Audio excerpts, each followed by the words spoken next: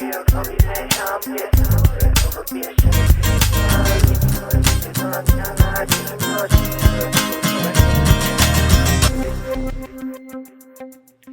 up, what up, what up? I'm Jake. I'm Jim. Welcome to Secret Hideout, place where we talk you can't bring to the dinner table. Let's get it. Let's get it. No Zoe today. No Zoe. No Zoe. We Zoeless. Where's he at? Fucking Enzo, dude. Where's he at? Fucking. Hey, we paid that motherfucker we pay to you be good here. money, Zoe, and you call in. I got people calling in on my real job. I got people calling in my fake job. Yeah. All right? Yeah. Like, what the fuck's going on with this economy, dude? What the Like, fuck? nobody wants to work. It's fucking crazy. That's what he's doing, right? He's saying he's working right now. That's what he's saying. He's saying he's working. Yeah, that's what he's saying. At home. How do you? At home. Hey, go on that live. Go on his Twitch real quick. I know he's probably twitching Go right on now. his Twitch right now. He's playing that Russian game. Playing Tarkov. Tarkov. I know he is. Motherfucker called in to work today. That's why. That's what happened. Yeah. He played. No, he called in to work today to fucking play Tarkov. Still playing it. He's like, dude, I can just picture him. He's like got like cans of like energy drinks all around his computer. Yeah. No shirt on. No shirt. Hasn't slept in days. Bags under his eyes. Yeah. Fucking he's like, oh man, I'm doing so good right now. I can't go to the podcast. I'm doing so good. All he's doing is roaming around a fucking field, right? Roaming around a fucking field. That's it for sure. This beta game. Yes.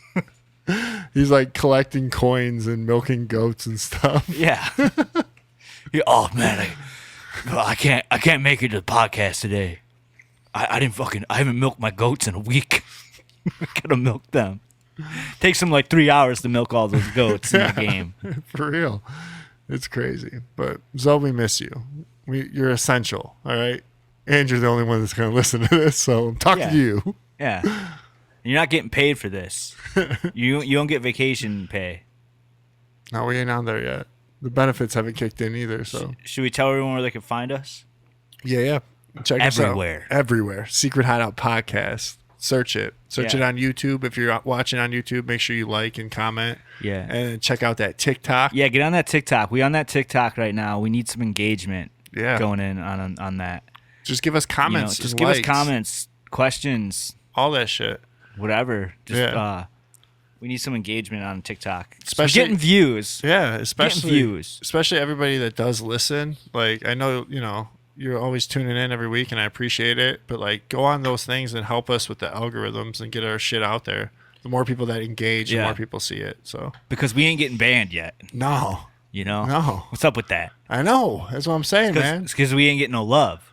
Yeah, we ain't getting no love. So we, they're letting us talk about COVID. Yeah. They're letting us talk about Sandy Hook. Yep. Vaccines. I'll say them all right now. Yep. Nothing will happen with this one. But so let's get that shit up. Yeah, we got some shit to talk. It's gonna be kind of a heavier pop culture. Pop culture. Yeah, I got a few things in pop culture. Yeah, my kids have been sick, so I've been doing a lot of pop culturing. But no, we got some shit to talk about. I'll talk a little bit about what everyone else is talking about. The fucking slap. Yeah, we'll talk about the slap. We'll talk about that in different I almost fucking didn't want to talk about it. Like that was. Like, I feel you on that. That's where I was at. I feel you on that. Yeah. Like I saw some good memes. We'll bring and it up. We'll bring some it up. good memes. I'm like, I'm not fucking sharing this shit, and I want to talk about why I didn't want to talk about it too later. So. Yeah, but I mean, there's other stuff to talk about. Oh yeah, man, for sure. I mean, there's other stuff to talk about in regards to the Oscars. Absolutely. And all that bullshit. And I want to talk about Sam Tripoli's last podcast. There's a fucking banger. Yep. We're going to talk about the Tinfoil Hat podcast. Woo. That was fucking heavy. Yeah, really heavy. We talk about the Red Wings a little bit. Got some shitting to do on them. Are they doing it on purpose, though? Got some shit to do. Are they doing it on purpose? We'll get there. We'll see. Are they throwing it? We'll see. Talk about fucking... I mean, I don't know if we talk about... some music. If we even talk about... Some music stuff. Yeah, music, for sure. But yeah. So we got a show. We got a show today We do got a show even without Enzo. without Enzo. It's just our looking up's gonna be kind of rough. Real rough. I was like practicing earlier. I was like, shit, all right, here we go. I was taking like typing classes online and stuff. Yeah. But you want to hit us off with some shit? Yeah. Let's jump into that pop culture. All right. What do you got? I got some things. Go back and forth. Yeah, I got some things. I'll go quick with some. All I got the one I want to get out of the way is I've been watching. So for some reason, I get in these little niches where I go back and watch like old Rogans and shit, and I rewatched the Bob Lazar episode, and then which led I remember me, that episode. which led me to watch the documentary on Netflix. I don't know if we talked about it in full on this at all, but real quick on it. Have you seen the documentary? I have. All right, so it's fucking kind of whack. All right, like This is. When was this? Was this? Yeah. Was this right at the beginning of COVID or Was it pre-COVID? Yeah, pre-COVID. Bob Lazar. Okay. Yeah, for sure. Okay. So I rewatched that documentary, and it's like it's kind of whack, man. Like the guy who makes it, and even on the Rogan episode with Bob Lazar, that guy just comes off as such a tool. And like I'm like, why does he like? He's making this story almost not believable. Especially watching. If I initially watched the documentary, his documentary, I wouldn't have ever looked more into Bob Lazar. It was only because I saw the Rogan first. So I saw the Rogan, and that made me go watch the documentary. Okay. And so I watched it, and it's just like this, like he makes it like I think I did the opposite. He makes it weirdly artsy, and like he tries to like have these like cut scenes of him and like the counter like working on the thing. And I don't know, it seems like so much about that guy, the documentary guy, or he wants it to be more about him. Oh, you're saying the filmmaker? Yeah, Jeremy Corbell, I think his name is. Okay. Like he just makes it more about like him discovering look at me. it. Yeah, he looks all hip I'm and a shit. filmmaker. Yeah, exactly. He says that on the Rogan a lot too. He's like, I'm just a filmmaker. Like he says stuff like that. I'm just like, ugh, this guy. But he does like do a lot of shit for that whole exposing of that community. Like he does his work for sure. But he also hangs out with like Tom DeLonge. What the hell is that guy's name? Tom DeLonge. The filmmaker does? Yeah. Okay. So he's like part of that whole clique of things. He's a smug fuck, huh? Which, oh yeah. So I rewatched that doc and I was just like, it wasn't that good. All those content creators, people that create stuff, smug as fuck. Always smug as fuck. Yeah, we out here. We out here. But yeah, that was just a little quick guy on that. You want to hit it with something? You didn't like see anything new, nothing like connected after, because this is pre-COVID. You watched it, like nothing new came out and said, oh, that kind of connects. Just the Looking Glass stuff that he talks about in Rogan. That they don't really even talk about in. But that also did lead me to watching Commander David Fravor's Tic Tac. Okay. Rogan, which he's the guy who saw the Tic Tac UFO off like the coast of California. Yeah. And his story is pretty believable too. But that made me watch that and then rewatch Lex Fridman's podcast with him. Who's Lex Fridman? Lex Fridman's a robot. He's some sort of robot. Okay. He does a podcast. Rogan put him on a long time ago, but he's a MIT grad and does like shit with robotics and AI.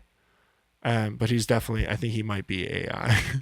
But I watched that too. So no, there was nothing new. I didn't necessarily like watch it and be like, but for some reason I always get the itch to go back into that.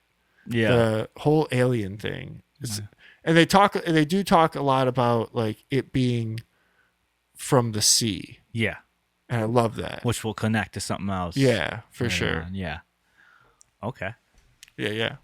Go ahead, hit us something. Okay, I watched Behind Enemy Lines. Ooh, good one. I got a perfect connector to this too. You do? Yeah.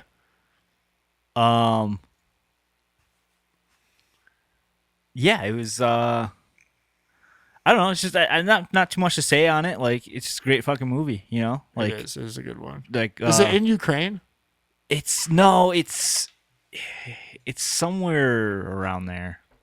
It seems like Ukraine, doesn't it? It's like one of those type of places. It's like around there. forgot where exactly it is.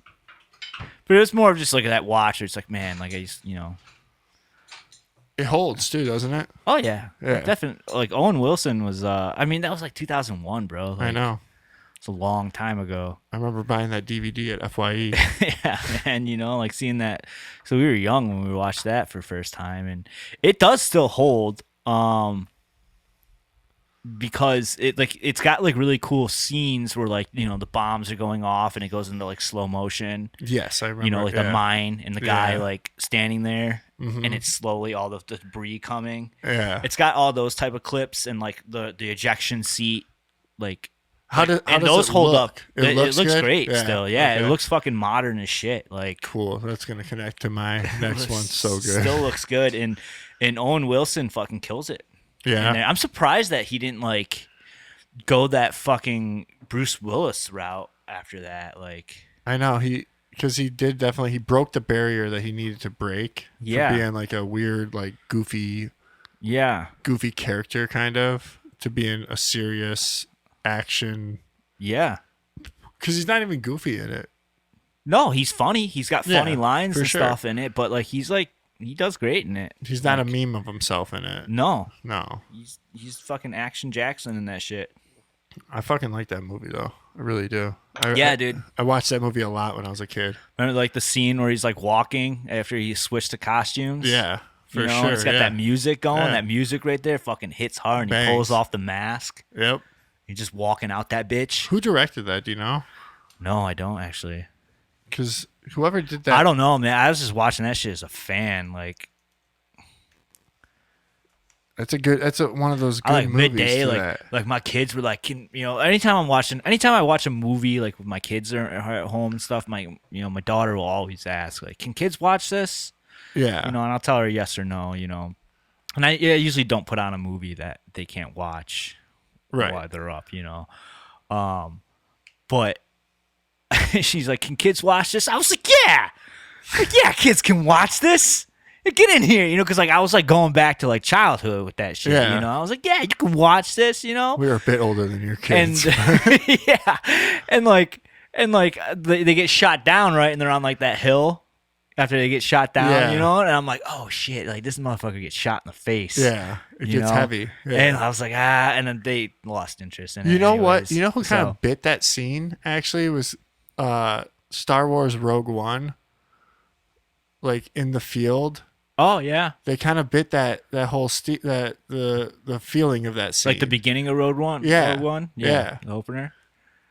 Yeah, Because that scene's fucking heavy though. Yeah. And I believe they even pull back when he shoots him. Right? It's like a faraway shot when he shoots him, like from Owen Wilson's perspective almost. no, Is it zoomed it's in? through the binoculars. Through the binocular. Okay, which is cool. Yeah. Through the binoculars, and then I think they do some type of cool. There's a lot of cool cinematography tricks, like camera tricks that are done in this movie. Because I think right after that they do some type of I forgot what the technique's called, where like they're zooming in as they're dollying back, so it looks like the background's going Yeah. away from the character. Yeah, that's a sweet a sweet camera trick too. I know exactly what you're talking about. And I think they pull something like that at that part, which adds really good effect. You know, to like, holy shit, I just saw my partner get. Is it the Rogue One where I'm thinking of where do they show him? I don't know. I can't remember. I might It's be been a long making that time whole since thing up. I've watched Rogue One. That's such a good one too. But you know what?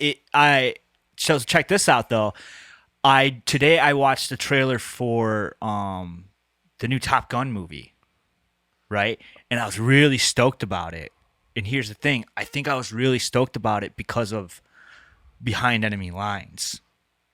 Okay. Because I don't give a fuck about the original Top Gun. I've never seen it. You never seen it? No. Okay. Yeah. Like, I mean, it's not bad, but it's not like I don't think it's rewatchable. Like I don't it's think not it'll like hold. great. It doesn't look like You it'll know? hold. Like honestly, I swear to God, like the most I remember from the original Top Gun is it's the volleyball scene. Is it like a sexy? Yeah, it's like a sexy guy volleyball scene. Is it a sexy guy volleyball? What? I know, bro. Like, I know, but like it's like that's what I remember from it, and I remember when I was watching it because I watched Top Gun Top Gun was a watch for me that was like, oh man, like I've never seen Top Gun, and like so many people talk about Top Gun, you know, like I gotta watch it because it's just one of those movies you gotta watch. And I remember watching it, and like I remember being like, this volleyball scene is like really long and like really unnecessary. It's like girl porn. It is. Yeah. It is girl porn, and like that's what I remember from it. Is being like, man, this is a really long volleyball scene. Oh, for sure, dude. You know, I'm familiar with this scene without even seeing the movie. Exactly. I know that. I probably YouTube this scene. It popped up in my YouTube history. Like, yeah, like I just recently watched. Like I remember being like, I want to see some jet fights right now, but I'm watching volleyball with sexy guys, their shirts off. Val Kilmer. Look at that. Did you see how he hit that? Did you see he like bit his lip and he was like, Yeah, this is girl porn. Val Kilmer's got throat cancer. How? Yeah. Have you seen anything on that documentary on him? No, I'm not gonna watch it. But no. Yeah, dude, this is a straight 2-minute volleyball scene. It's long, dude. Yeah. But anyways, the trailer for the new one came out today, or like a new trailer came out just recently, and it looks really fucking good. Like, it looks good, and I know that they don't, you know, I'm kind of excited for it because the plane scene in Behind Enemy Lines is pretty dope. Yes. You know, like they're running from those missiles, and it's like really intense, and they do a really good job in that scene making it feel intense. I think planes are easy to do in movies. But in this new Top Gun, one of the reasons why it's taking so long is because they're trying to limit the amount of CGI, especially with the planes. I think Tom Cruise learned how to fly a plane. Tom Cruise did learn how to fly one of those jets so that his scenes would be authentic. Yeah. Yeah. They had to stop production for like 6 months so that he could learn how to fly one of those jets. Yeah, he goes in. He goes in, bro. He goes in. I mean, he's got that fucking Mission Impossible stunt where he's holding on to the side of the plane. And he does that. And he does it. Like, he's got a rope on him, but still, I mean, he's fucking taking off on a plane, like holding fucking on. 40 years old, too. No, dude, that dude's like 50. I think he was 40. 60. Was he 40 when he did that? Maybe 50s? He was like 50. Yeah? Yeah, when he did that. But, yeah, so, I don't know. It made me excited for the new Top Gun. Adrenochrome hitting hard. Yeah, bro. Right there. Scientology and shit. Yeah, I don't know much about that either. But yeah. No, that's sweet, though. And that reminds me of... that makes me want to talk about one of the films I watched, too, which was Hacksaw Ridge. Okay. I finally watched Hacksaw Ridge. And I believe you made me not want to watch Hacksaw Ridge. Okay. Because you were like, it's trash. Don't even watch it, or it's not good. Yeah. And it is trash. Yeah. And it's not good. Me and Rachel had a fucking blast watching it, though. Okay. Because it was very fun to, like, make fun of the movie while watching it. It feels like the whole thing, and it's Mel Gibson directed it. Yeah. So I was stoked on that. I was like, maybe Jake's got this wrong. Like, at least the imagery is going to be sweet. Or, you know, he did Apocalypto. He did Passion of the Christ. I mean, it looked, those movies look good. Right. And it's the complete opposite of that. Complete opposite, man. Dude, they fucked that up. You know, I don't know if it has anything to do with that, but I'm pretty sure he didn't film that in Hollywood. I'm pretty sure he filmed that in Australia. Wherever he filmed it, they fucked up. Because he was, like, blacklisted at that time. So they suck at that shit in Australia. Right? Okay. It felt like soap opera-y and shit, it was right? soap opera-y. It like, for sure was 100% soap opera-y. And even, like, in Andrew Garfield, like, I thought he was pretty whack in it. Yes, he like, was. He was like overacting in it or something. Like his acting was like fake. He was special ed. Yeah, the whole time. Like there's a little bit. I think that he might have been because they show the real guy after, and if you look up the real guy who the story's about, it's a badass story. Badass story. It's a great badass fucking story. Like yeah. hard ass story. Like dude went into fucking combat World War II and dragged 100 dudes off of like a fucking cliff. Yes. And without ever touching a gun. Yeah. He refused to hold a gun. Because I think he was mentally challenged. He was fucking mentally challenged. Yeah. I think so. He grew up in the sticks. I think he might have been, a product of like inbreeding or something. But like Andrew Garfield kept doing these weird like smiles and shit, and like he would be smiling. Like, if this guy smiles one more time on this battlefield, Yeah, because he's like supposed to be like imitating like the Lord being in him. yes, And it was like he went full retard on that. he did. He sure did. I'm just quoting fucking Tropic Thunder. Well, that's what I kept thinking. Like so in the beginning of it, like when they went. So first of all, the whole lead up is unnecessary. It takes way too long to get to Hacksaw Ridge, and it's all unnecessary. It has this like I don't know if they're trying to do a Forrest Gump feel. Yeah, I know what you're talking about. Yeah, I remember was, that. It was like too lovey-dovey shit going on. They show they show this love story, and they try to build this character, all these characters from his past, like his childhood, and even that. And I kept waiting for it to be fucking Dewey Cox. Like, you know what I mean? Yeah. Like yeah, the wrong son died. Yeah, like, it felt off. Oh yeah, it dude. feels off. The dad seems like whoever played the dad sucked. I can't remember the dad. I can't either. It doesn't matter. It doesn't even need to be named. Now let's talk about the war scene. So when it finally gets to there, so it takes first of all, it takes fucking forever to get there. Yeah. When it finally gets there, it's overdone. Overdone, Everything. yeah. The audio's overdone, like the arms and legs flying across the screen. Yes, like and it's there's like too CGI. much. There's a weird like computer blood splatters that you see like on the bodies in the background. Like they look bad. Like they just look like poorly rendered. Yeah, like it's not good CGI. So why not just use or nothing? Like fucking Nolan showed that you can make a war movie and show no blood, and it's badass with Dunkirk. Like it's still as long as you make it feel, because like they hit some things. Like sometimes, like I was like, why did they have to go there?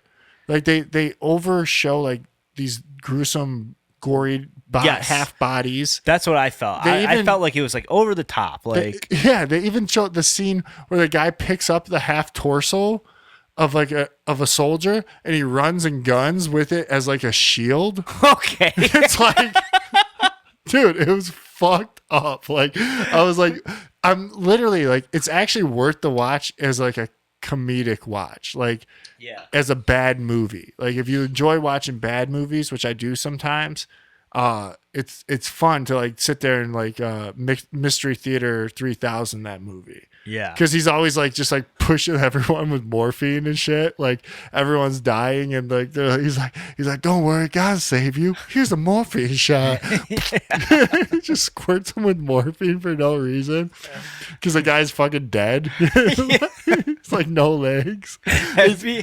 the parody of it. Yeah. Like he's going around with this big smile, like.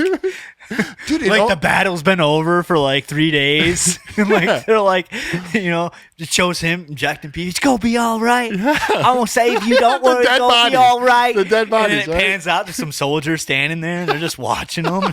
He's just running around this field, and they're all dead, sticking dead bodies. Dude. And it's the thing. He's been doing this for 3 days straight. Like, should we get him? Like, nah, just let him be. He's special. Yeah. So, like, the thing is, the movie is a parody. Like, it's just like, it's. Yeah. I don't know if it was meant to be, because Mel Gibson. I don't think it really is a parody, but it just seems like it is. But yeah, it was a miss. Yeah, Mel Gibson doesn't really miss with that shit, though. Yeah. Like, he doesn't really miss with that. Yeah, he could have showed the whole feeling of, I mean, he does it in Apocalypto, he does it in Braveheart even, but Braveheart this almost feels more Braveheart-y. So I don't know if there was someone else involved in Apocalypto and Passion of the Christ, but this feels almost a little bit more Braveheart-ish. Okay. Like it seemed like he took a step backwards. Yeah. 2 steps backwards. Okay. Which could happen. I mean, you could be in your creative prime, so, and you just get out of it and you're like, go back to something comfortable. And it's sad because it's such a Mel Gibson story. Like, it's a great story. It's a really good story. Pretty religious and for sure. And he actually, it is a good story. To connect that, if you noticed, which we'll talk about later with the Tripoli podcast, but the guy's Sabbath is Saturday. Did you see that Gibson slipped that in there? No. I didn't see Oh, that. Dude, I haven't seen that movie. Well, in like and you wouldn't have noticed that. 6 years. You wouldn't have even noticed that had any relevance unless you listened to Tripley's podcast. Okay, But so what happens? the guy Sabbath, the main character of Hacksaw Ridge, Andrew Garfield's character, he can't go to battle on the Sabbath. And it's Saturday. And it's Saturday. And they made sure that was a point in the movie. Like Mel Gibson put that in there. So knowing that, I was like, all right, Mel. Like, all right. you know, because where did you watch it on? What do you mean? What would you watch? I rented it. Oh, you rented it. I think so. Because Rachel really wanted to see it, and I was like, I'm pretty sure it sucks. Yeah, but it's we'll all right. it. Like you can have a miss here and there. Sure. Have some misses. I'm telling you, it is almost funny to watch. So like, it's worth the watch. And I wanted to see that over the top gore that you were talking about. Yeah, it is too. It's like there's like scenes where there's like multiple limbs like flying across like the front of the screen. Oh yeah. Like they were supposed to be in 3D. You know, I like you're supposed to have like the classic 3D glasses, the blue on. and red ones. Yeah. watching this shit. No, so, I feel you. All right, so Hacksaw Ridge. What's next on mine? I got a bunch that I just keep quick. Watch Blade 2. Ooh. Okay, because HBO's got about, if you go on the HBO app, if you go all the way down to the very bottom on the homepage, there's a section of all the movies they're about to be getting rid of at the end of the month. Okay. So I went through that and like I watched a bunch of those. Like purged them before they were off. Yeah. One of them was Blade 2, which is good. I always liked Blade 2. The graphics kind of don't hold up well. No. Well, here's the thing. Okay, here's the thing. The exploding of the vampires is very computery, cartoonish. Now. Okay, yeah. But I remember it looked real fucking sick when it came out. But here's the thing. There's a bunch of fight scenes that are computer animated, right? Like video game animated with his fight scenes. Okay. And while like you can definitely be like, oh, that's completely 100% CGI. Still better than the Matrix 2. Okay. All right. Like they're doing the same thing using like that video game type style, like of him like doing a big backflip. Exactly. You know. Yeah. And you're like, oh, that's that's not that great, but it's still better than fucking Matrix 2, which is horrible. The Smith's fight scene. But yeah, I always liked Blade 2. Did you like Blade 2? Were you a Blade 2 fan? For sure. Okay. Because that's where who's introduced into that? What do you mean? Is it the girl? Is there a girl? I don't know. Yeah, there's a girl. It's been a long time since I've seen Blade 2. But I used to like Blade 2 a lot. There's a girl in both of them. There's a girl in both of them? Yeah. Same girl? No. No. Girl. I feel like, I don't know. I was going to say Whistler was introduced in it, but he's not for sure. No, Whistler's in both. Yeah, I know. I don't know. He's in 3. They show like Whistler's compound in 2? They show him in both. Okay. That's where Blade lives. All right. Yeah.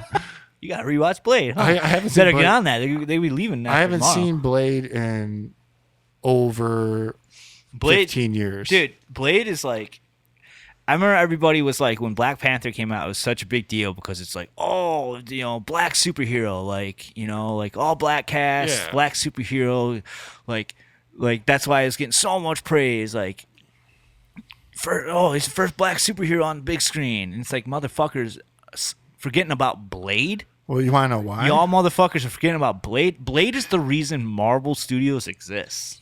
Yes. Okay? Yes. Like, that's what that movie came out and did good. Yep. It was the first one, too. And it gave them money. Yeah. You know? And back then, everyone wasn't obsessed and, like, completely engulfed in race. Exactly. Like, they just weren't. Yeah. So, like it was a good movie. Wasn't like, Blade's, you know, it wasn't like, look, there's a black superhero kicking ass. Like, it's like, no, motherfucker. Like, Wesley Snipes has been kicking ass for, like, years now, bro. Yeah. You know, Passenger 57, fucking, Demolition Man, dude. Yeah. Like, Wesley Snipes been kicking ass, and we're all just like, dude, Wesley Snipes playing a fucking vampire hunter? Yeah. kicking ass. That's dope, With one of the best opening scenes ever. Yeah. The opening scene is They're both good. Both. Yeah. I got to rewatch them for sure. They're all on there, right? You don't got to watch 3. I don't think I even ever seen it. Don't even bother with 3. Maybe I've seen it though. 3's bullshit. Ken used to love Blade. Yeah. Ken loved Blade. Oh yeah. Me and Ken would play that was what we'd play in his basement when we were kids. Yeah. We'd play Blade. Yeah, and they're redoing Blade. Marvel Studios is, and man, Herschel guy, the guy from season 3 of True Detectives. Oh yeah. He's playing. Yeah, he looks just name. like him too. Yeah, he's playing him, but man, I don't know. I'm not saying he's gonna do a bad job at all. I mean, he's probably gonna kill it, but I have a hard time. I think it's gonna be a hard time to take away from Wesley Snipes, man. Wesley Snipes, he was born for that. Yeah. You know what I'm saying? That's like somebody new getting Deadpool. Yeah, that would. That's like someone new taking over Deadpool, bro. Ryan Reynolds was born to be Deadpool. Yes. The same way he's born to be Blade. But yeah, and then real quick before we go back into you, I'll just get another one out of the way. I watched The Dark Knight Rises. Ooh. Because that's about to leave too, I think. Are both of them about to leave? Yeah. Yeah. So yeah, watch Dark Knight Rises, and man, it's just a different now after watching Snyderverse and then the Batman, it kind of put a different perspective. I really looked at Nolan's Batman a lot differently now. It really is not comic book at all. You know what I'm saying? Yeah. As a Batman, I was there's points where I was watching it as I would switch in and out as a Nolan fan and then as a Batman fan, and as a Batman fan I kept being oh, that's trash. From the Dark Knight Rises? Yeah. I'd be oh, that's trash. Yeah. As a Batman fan. Okay. Right? But then I had to be I'm oh, this is Nolan's world. Yeah. This is a different thing. And I kind of figured out that a lot of Nolan's movies are pretty much just James Bond movies. Wasn't he supposed to do it? Without he wanted to. Yeah. Because I think he wants to do a James Bond movie. Yeah. Because a lot of his movies, you could just I think with all the Dark Knight, his Batmans, except maybe the first one. I feel like Batman Begins is the most comic booky. For sure, because he definitely he leaned on artificial sets and stuff more. Yes. Yeah. It has that vibe. Yeah. But everything else, like even Dark Knight Rises, the Dark Knight Rises, you can throw Inception in there, Tenet, possibly Interstellar. You could just take every main character out of there and put James Bond in there, and they would be badass James Bond movies. Interstellar is kind of a stretch. Yeah, but that's a stretch. I think it can make it work. You just put a villain into it. Yeah, that's true. What's the villain in Interstellar is gravity. Yeah, right. But yeah, it's very I was watching Dark Knight Rises, and I was man, this is Bond. This is a James Bond film. Yeah, with Batman.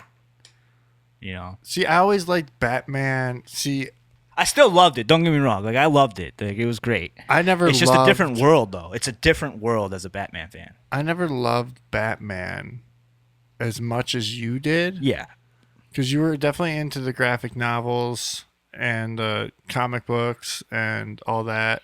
I grew up on the Batman movies as everyone else did. So for sure, Batman and Batman Returns and Batman Forever even were important to me. But being that those were the basis of my love for Batman, when The Dark Knight happened or even Batman Begins happened and Nolan's Batman came into play, that's when I actually really fell in love with the Batman. So it's hard for me to even see that separation that you have with it, be it the comic book version, and you go into that obviously the Joker though, the Joker did everything that we wanted the Joker to do, or as comic book fans wanted the Joker to do.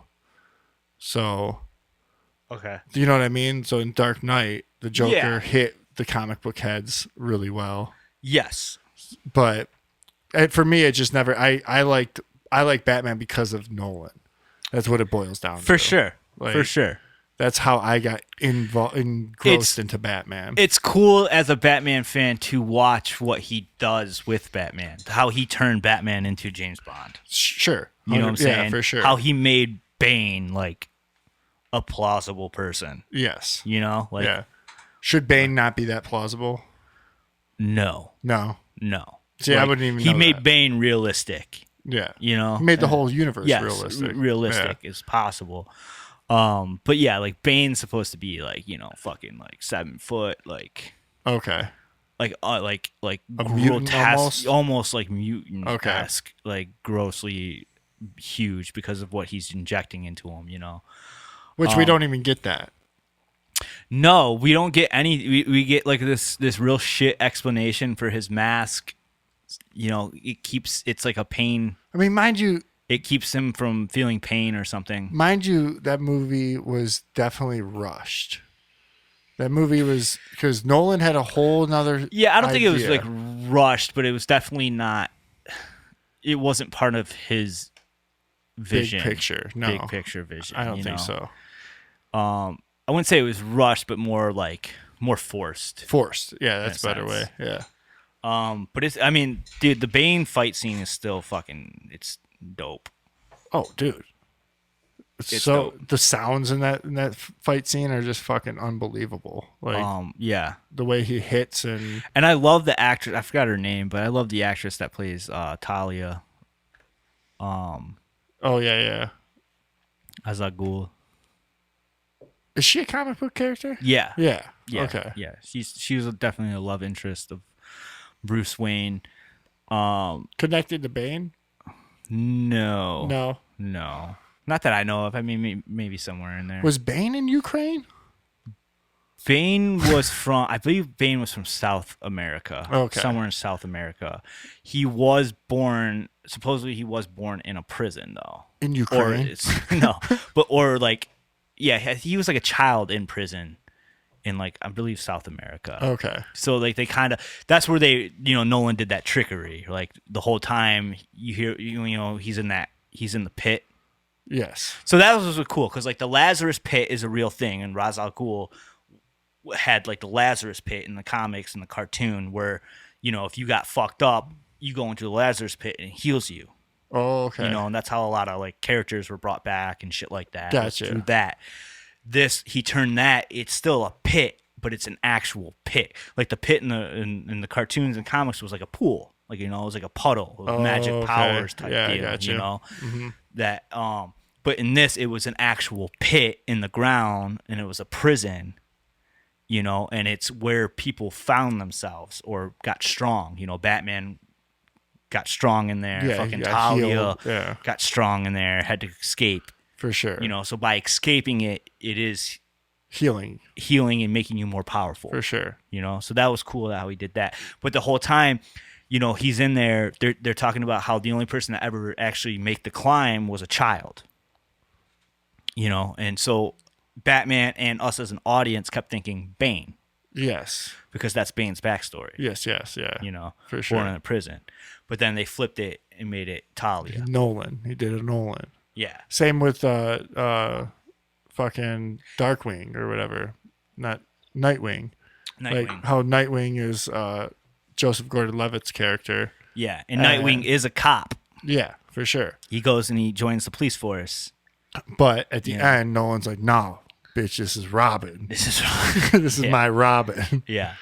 It's like dun dun dun. Like, Yeah. Nolan has to have that moment. Yeah, it's really that universe is really like, it doesn't seem like there was a lot like, okay, so that Batman's like career is very I don't know how to word it. It's like it's not that exciting when you look at it, okay? Because like Batman Begins, he has Scarecrow and Ra's, right?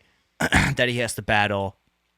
And then he gets the Joker in there, and then for a real brief second, he faces Harvey Dent, Two-Face, right? Yes. While battling the Joker. Yes. So you got Batman Begins, and then I would say probably like a couple of years after Batman Begins, he gets the Joker and Two-Face. I don't even know what the gap is between the first two movies, honestly. Not much. I can't see it being too long. No. But he gets the Joker and Two-Face, and Two-Face is for like a minute at the end. Yeah. Right? Then he dies. Great Two-Face, though. Right? And then 8 years goes by. Batman goes into hiding at the end of Dark Knight. For 8 years. Goes into hiding for 8 years, bro. 8 years. Like, doesn't come out. Doesn't leave his house for 8 years. And then comes out for Bane and Talia. Yeah. And then retires. Yes. Completely. So you're saying like it's so there's not like, you know, there's not that comic book of like, he's facing the Scarecrow, he's facing Poison Ivy, you know, like in between here he's beating up Mr. Freeze, and I wonder if that was ruined by Heath Ledger. I don't know. I bet he was never gonna have him like have this like huge rogues gallery, you know. He's keeping it grounded. Yeah. You know. But he also like walked away from all of the comic book movies right around then too. Yeah.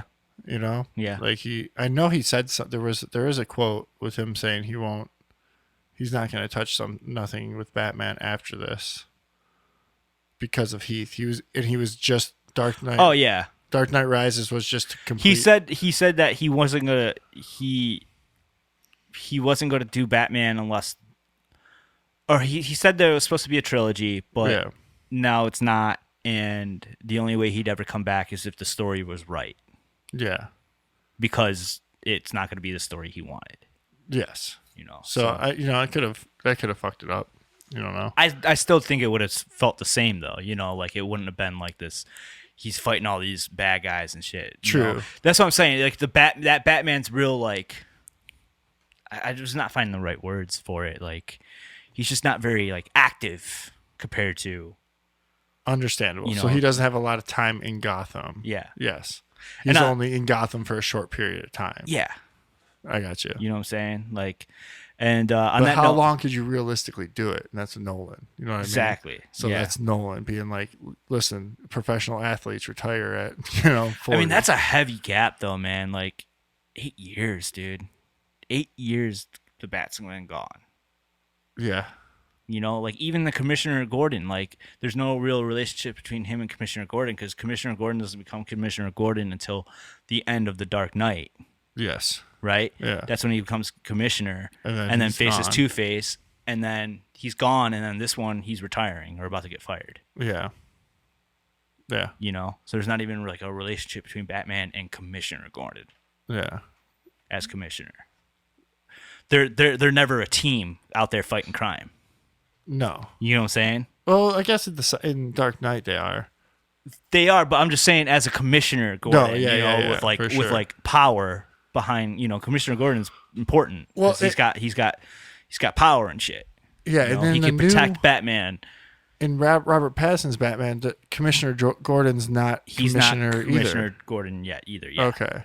So, but do they even allude to him becoming commissioner? I can't remember. No? I don't think so. Oh, we got to talk about that too. Maybe they do. Yeah. Well, I just want to jump in real quick because it's on the same note.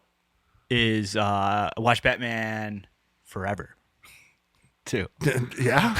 Yeah, bro. That's my favorite. Is that your favorite, like, with Val? From our old days. Okay. Sure. Yeah, it was definitely the better one. Yeah, because that was like prime age for us. Yeah, and I'm sure we were at like a good age for that to come out. Tim Burton's better, I'm sure, maybe. But, yeah. But yes, to me, Batman Forever, very much so better. Batman Forever is always going to hold the Batman cake, Forever is not good.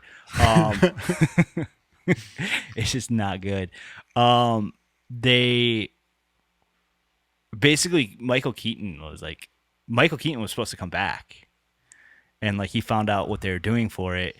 So once he found out they were turning it more bright, Yeah. he's like, nah, I don't want to be part of that shit. Yeah. Michael Keaton was like, nah, no thanks. Yeah, he wants that dark Batman. Yeah. And I'll tell you this much, though. Jim Carrey's fucking great in it. Yeah. Jim Carrey's great in it. Yeah. It's good As the Riddler. Yeah. He did a great fucking job. I know a lot of people say, oh, it's over the top, but like, man, like it just works. Like he put work into it. He gets a little dark in it too. He gets as far as that movie goes, like there's like darkness to Jim Carrey's character in it. Yeah. That's really good. Jim Carrey, that dude. Fucking that was my favorite, dude. The Seal song. Kiss from the Rose. I used to. That's like Free Willy shit right there, bro. Yeah, that is, dude. Dude, I watched that. We used to listen to that on the car ride over to your house when your mom watched us for that summer. So that was when that song was popping. Remember when me and Allie would come over to the house and we'd hang out? Yeah. Those days were fun. Skip Stones. Yeah. I do remember those days. What was that for? I don't know. My mom was working or something. Did you guys come over like every day, or was it like once a week? It was once a week, maybe. Okay. But it was like a treat though. It was fun. Yeah. It was really fun. Yeah, I do remember that. What else you got on Batman Forever? Well, I mean, not much. I mean, there's not much to it. Did it make you think about COVID? Tommy Lee Jones is fucking ridiculous in it. Yes. Supposedly he hated Jim Carrey and told him that on during set. the filming. Yeah. Yeah. Like when they met the first day, he's like, I don't respect you as an actor. Which is fucked. Yeah.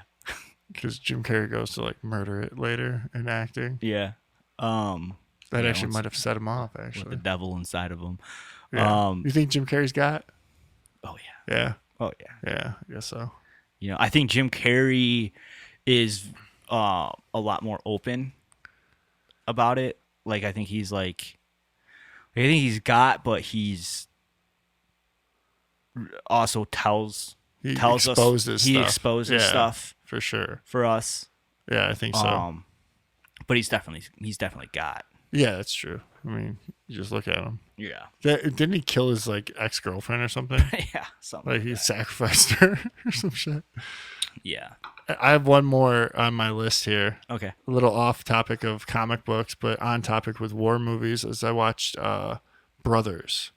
Ooh, with Jake Gyllenhaal and Tobey Maguire. That's weird. I just saw a clip of that. I saw it the day after I watched it. I thought TikTok was fucking watching me. Okay. You must have seen the same thing that I was him in the kitchen. Yeah, because that scene's fucking money, dude. Yeah. That scene is so money. Yeah, it's like it was like I forgot what the TikTok was. It was something like movies or scenes that didn't have to go so hard or something. Yeah. But they did. Yeah. And that was Tobey Maguire slept on. Yeah, dude. Like I hear he's a fucking prick. Yeah, dude. You know? He's a fucking actor. He's part of all these people we talk about in the after section of the podcast. He's part of those people. He's a big gambler. I hear he's part of like I think there's a movie about like some I'm gonna butcher this, but there's like a movie about a famous like celebrity poker thing, like almost underground poker thing. Okay, not Rounders. Something no, and Tobey Maguire is like someone basically plays Tobey Maguire. Okay, but they're not Tobey Maguire. He's a child actor too. Yeah, he used to hang with like Leo and stuff like that, and when they're like when they were like coming up as young teenagers and acting. Yeah, they used to like run around New York. They're all and child cause actors, troubles. Bro. Yeah. Christian Bale's a child actor. Yeah, you know they're all sure. part. You look at it and you look into it and you see all that they're property. Yeah, they're already owned for sure by Universal. Yeah, by Steven Spielberg. Most of them were probably clones by now. Yeah, you know. Yeah, for sure. We saw one glitch out the other night. So yeah, the Brothers pretty heavy movie. Dude, it's good. I cried twice in it. Okay. I cried 2 times while watching this movie, and Rachel fell asleep, so we're in bed. I just put it on like to go to bed. Yeah. And she fell asleep, and I'm just sitting there watching it. I stayed up and watched the whole movie. Yeah. Because it's a badass movie, dude. Jake Gyllenhaal and Natalie Portman, their chemistry is really cool. Yeah. And they really break down into those, like, they touch on those emotional details, and it hits hard. Like him, like, fucking with the kids and shit Mm-hmm. and hanging out with the kids. But I ended up crying. Like, I think I might have cried in that scene. Hey, in spoiler, the kitchen. how does it end?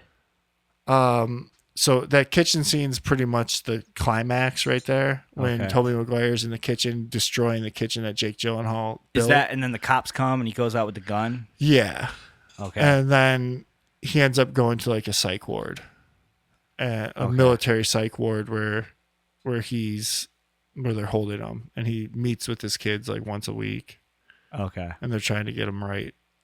But That's how it ends. Yeah, it definitely shows like, and when it's in the war scenes, it's really awesome that they show like the POW prisoner of war, and he's like telling the guy who's under him, he's like, "Don't speak." He's like, "Don't speak." Yeah. He's like, "Don't speak, private." Yeah, that seems heavy because he's got to kill. Who does he kill? Does he kill his higher up or No, the it's younger, the under guy? under him, yeah. Kills someone under him. Yeah. In order to live, right? Like, yeah, that's heavy. And like, yeah, that scene is. I remember that scene. I remember that scene from just watching the movie, but then watching it again, it was like when he's like, you know what these hands can do. Yeah, It's dude. like, woo. Dude, he acts the fuck out of that movie, dude.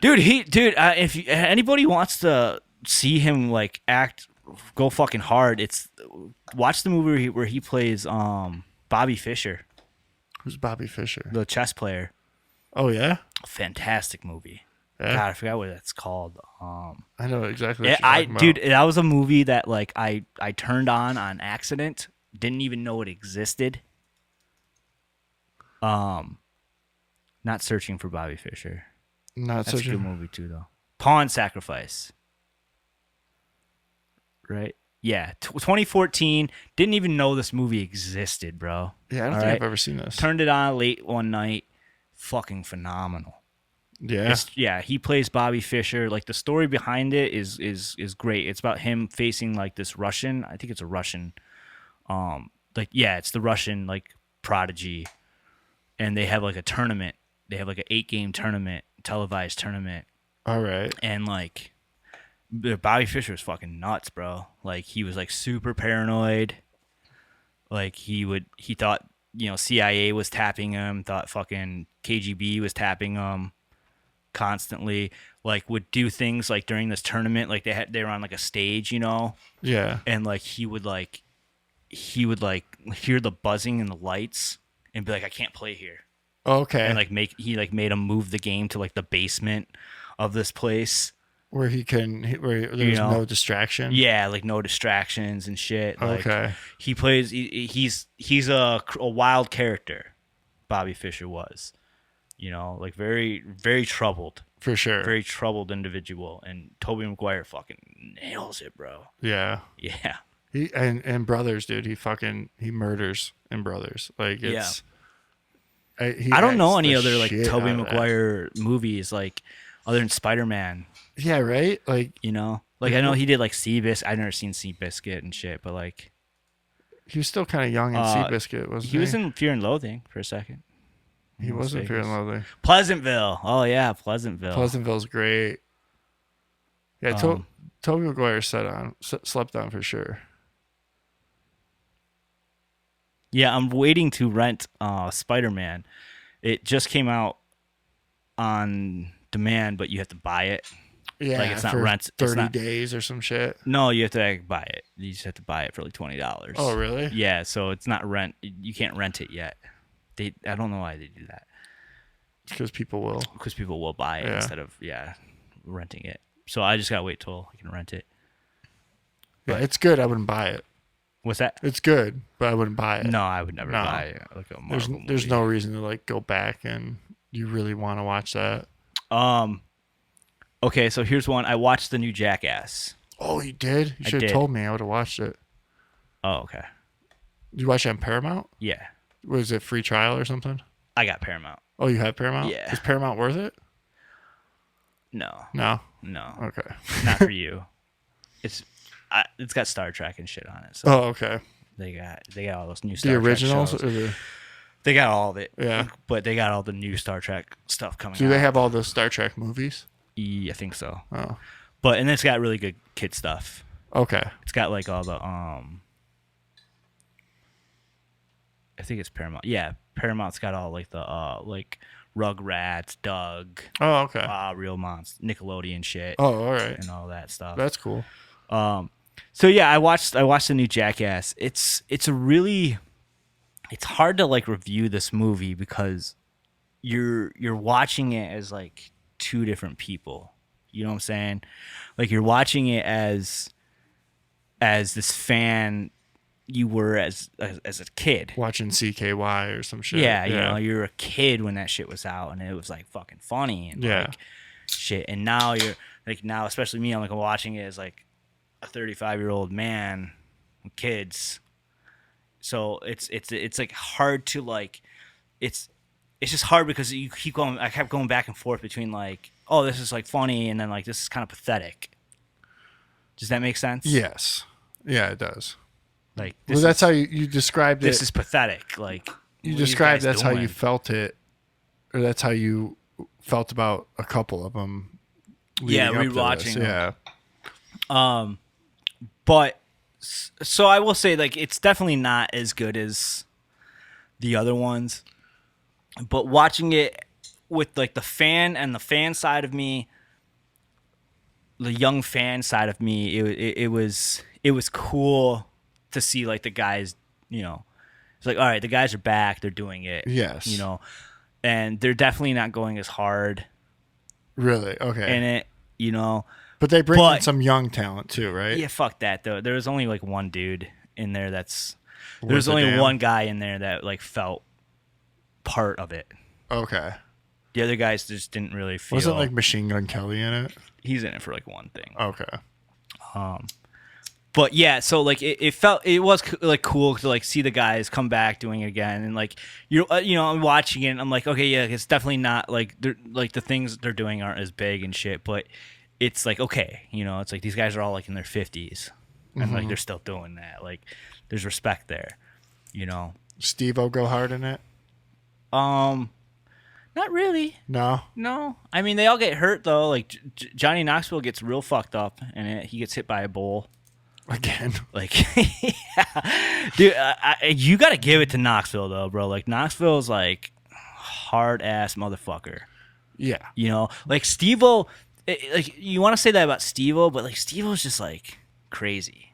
For sure. Like there's something different about Steve-O. Like drug addict, like, you know, even though he's been sober for like 12 years. Yeah, a long time. But I'm just saying, like, there's like a difference. Steve-O is like kind of insane. Yeah, and he's a clown.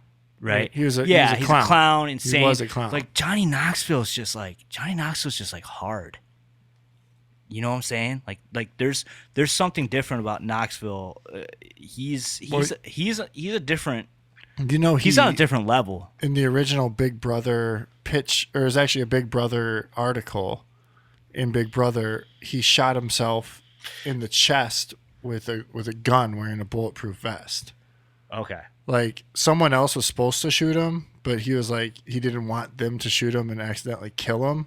Okay. So he shot himself in the chest with a bullet with a fucking revolver. Okay. Like, that's what type of guy he is. That's what I'm talking about. Yeah. Like he's different, man. There's not like he's his own thing. Like as much as like Steve-O is his own like thing, but like I'm saying, there's just a hardness to Knoxville. I feel like they even feel that way about Knoxville. Like all the people. And like you just see it like after you see it in all of them, but like just in this one, like you just see this like, you know, like he's the guy. Yeah. Like he's the guy. For sure. You know? As much as everybody wants to say like Bam and everything like that, like don't get me, like CKY, it definitely felt different without Bam being in there and everything like that, and like no Dunn, obviously because Dunn was awesome too. Like, Dunn was awesome. Fucking Dunn was like way better than Bam ever was. Yes, Dunn was definitely like for sure, just better like person, like more likable. You'd want to chill with Dunn. I'd want to chill with Dunn. You don't want to chill with Bam. Margera. But yeah, so like as much as people want to say that, they're like it's fucking Knoxville's the guy. where was I going with this though? Okay. So yeah, the new guys in it aren't really that great. And then fuck, I lost my train of thought here. Secret hideout. Brain malfunction. Okay. So like it made me want to, like, I went through like clips from the old ones. Like on YouTube? Yeah, you know, and like see like, you know, the progression of it and stuff. And like there's another one that like there's one that really always stood out to me, and I think it's another one that shows like the hardness of Knoxville. Right? And that was, I think it was part 2, and it was the bomb, the protest bomb. I don't know if I remember that. Like it's the protest. It's like a you know, like a what do you call it? Non-lethal. Okay. Weapon. Yeah. And it explodes and it shoots all these rubber balls. Right. Okay. But it's like a literal bomb. That's funny because that's the article in Big Brother was he was testing non-lethals. Okay. And like tactical gear. So if you remember that one, like rewatch that one. It's Knoxville, Dunn, and Margera. And they blow it off in the. They're standing right. They're like in like a gun range. Yeah. And they demonstrate it for them, and it's like literally a bomb that explodes, but instead of shrapnel, it's all these rubber balls that shoot out. Okay. Okay. Yeah, but full on explosive though. Projecting like very fast speeds, and they do the demonstration, and I forgot who the one guy is, Dave England, I think. One guy, he backs out, he sees it, he's like, fuck that. Yeah, I remember when he backed out. He's like, I can't do this. He's like, I have so much anxiety right now. And Dunn's like telling Knoxville, he's like, dude, we can't do this, bro. Like we can't do this. And Knoxville's just like, why? He's like, come on, it's just. And Dunn's like, it's a fucking bomb, and he's like, it's gonna hurt real bad. Yeah. He's like, it's gonna hurt real bad, but it's footage, right? You know, it's a clip for sure. Dude, they stand in front of this fucking bomb and let it go off, and it's fucking gnarly. Okay, so back to the Jackass Forever though. Hold on, let me play that clip real quick. There are some funny ones. There were moments though not as much as the old ones. Maybe it's just because of my age, you know, and looking at it differently. Are we showing the riot control? Yeah, the riot control. Like Johnny Knoxville standing straight in front of that thing. Like directly in front of that fucking thing. Yeah. And look he's the only one standing, bro. And he's still walking it off. He's the only one standing.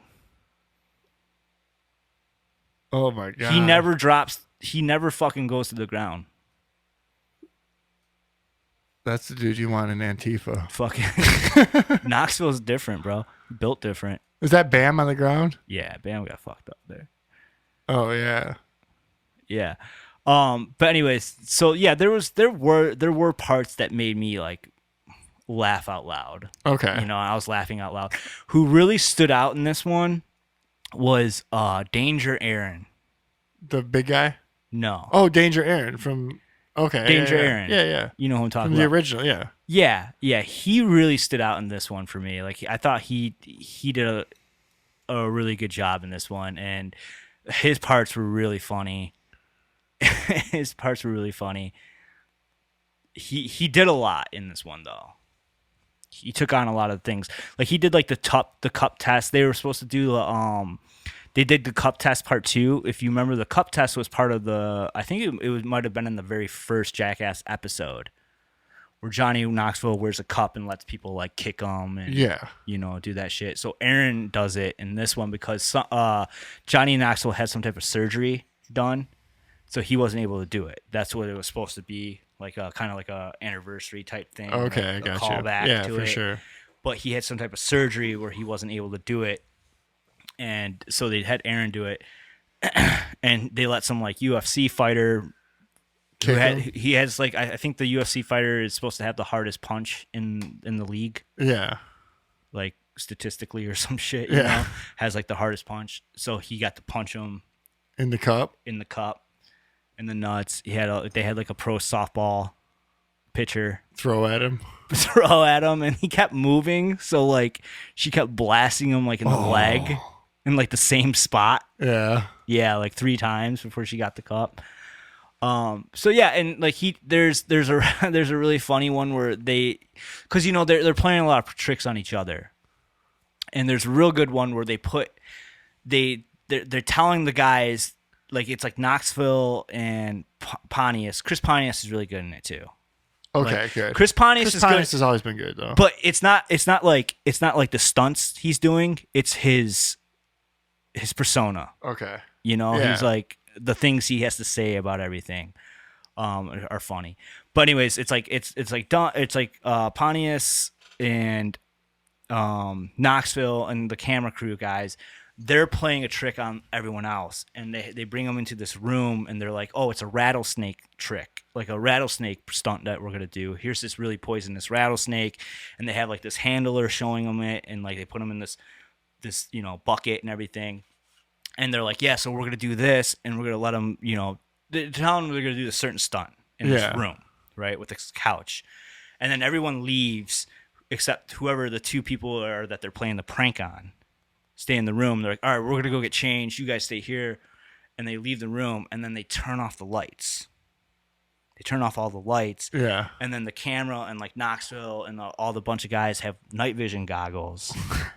And they're in the room with the dudes. Yeah. That's the pranks on, right? And so you're seeing, like, these guys freak out because they're, like, sticking them with fucking cattle prods, and, like... They like make it seem like the snake fell over. Oh no! And they have like the rattler going. Oh man! And they're throwing stuff at them, and they're like sticking them with shit that makes it feel like they got bit. Oh. And the people are freaking out because they show like they do it in like pairs. Yeah.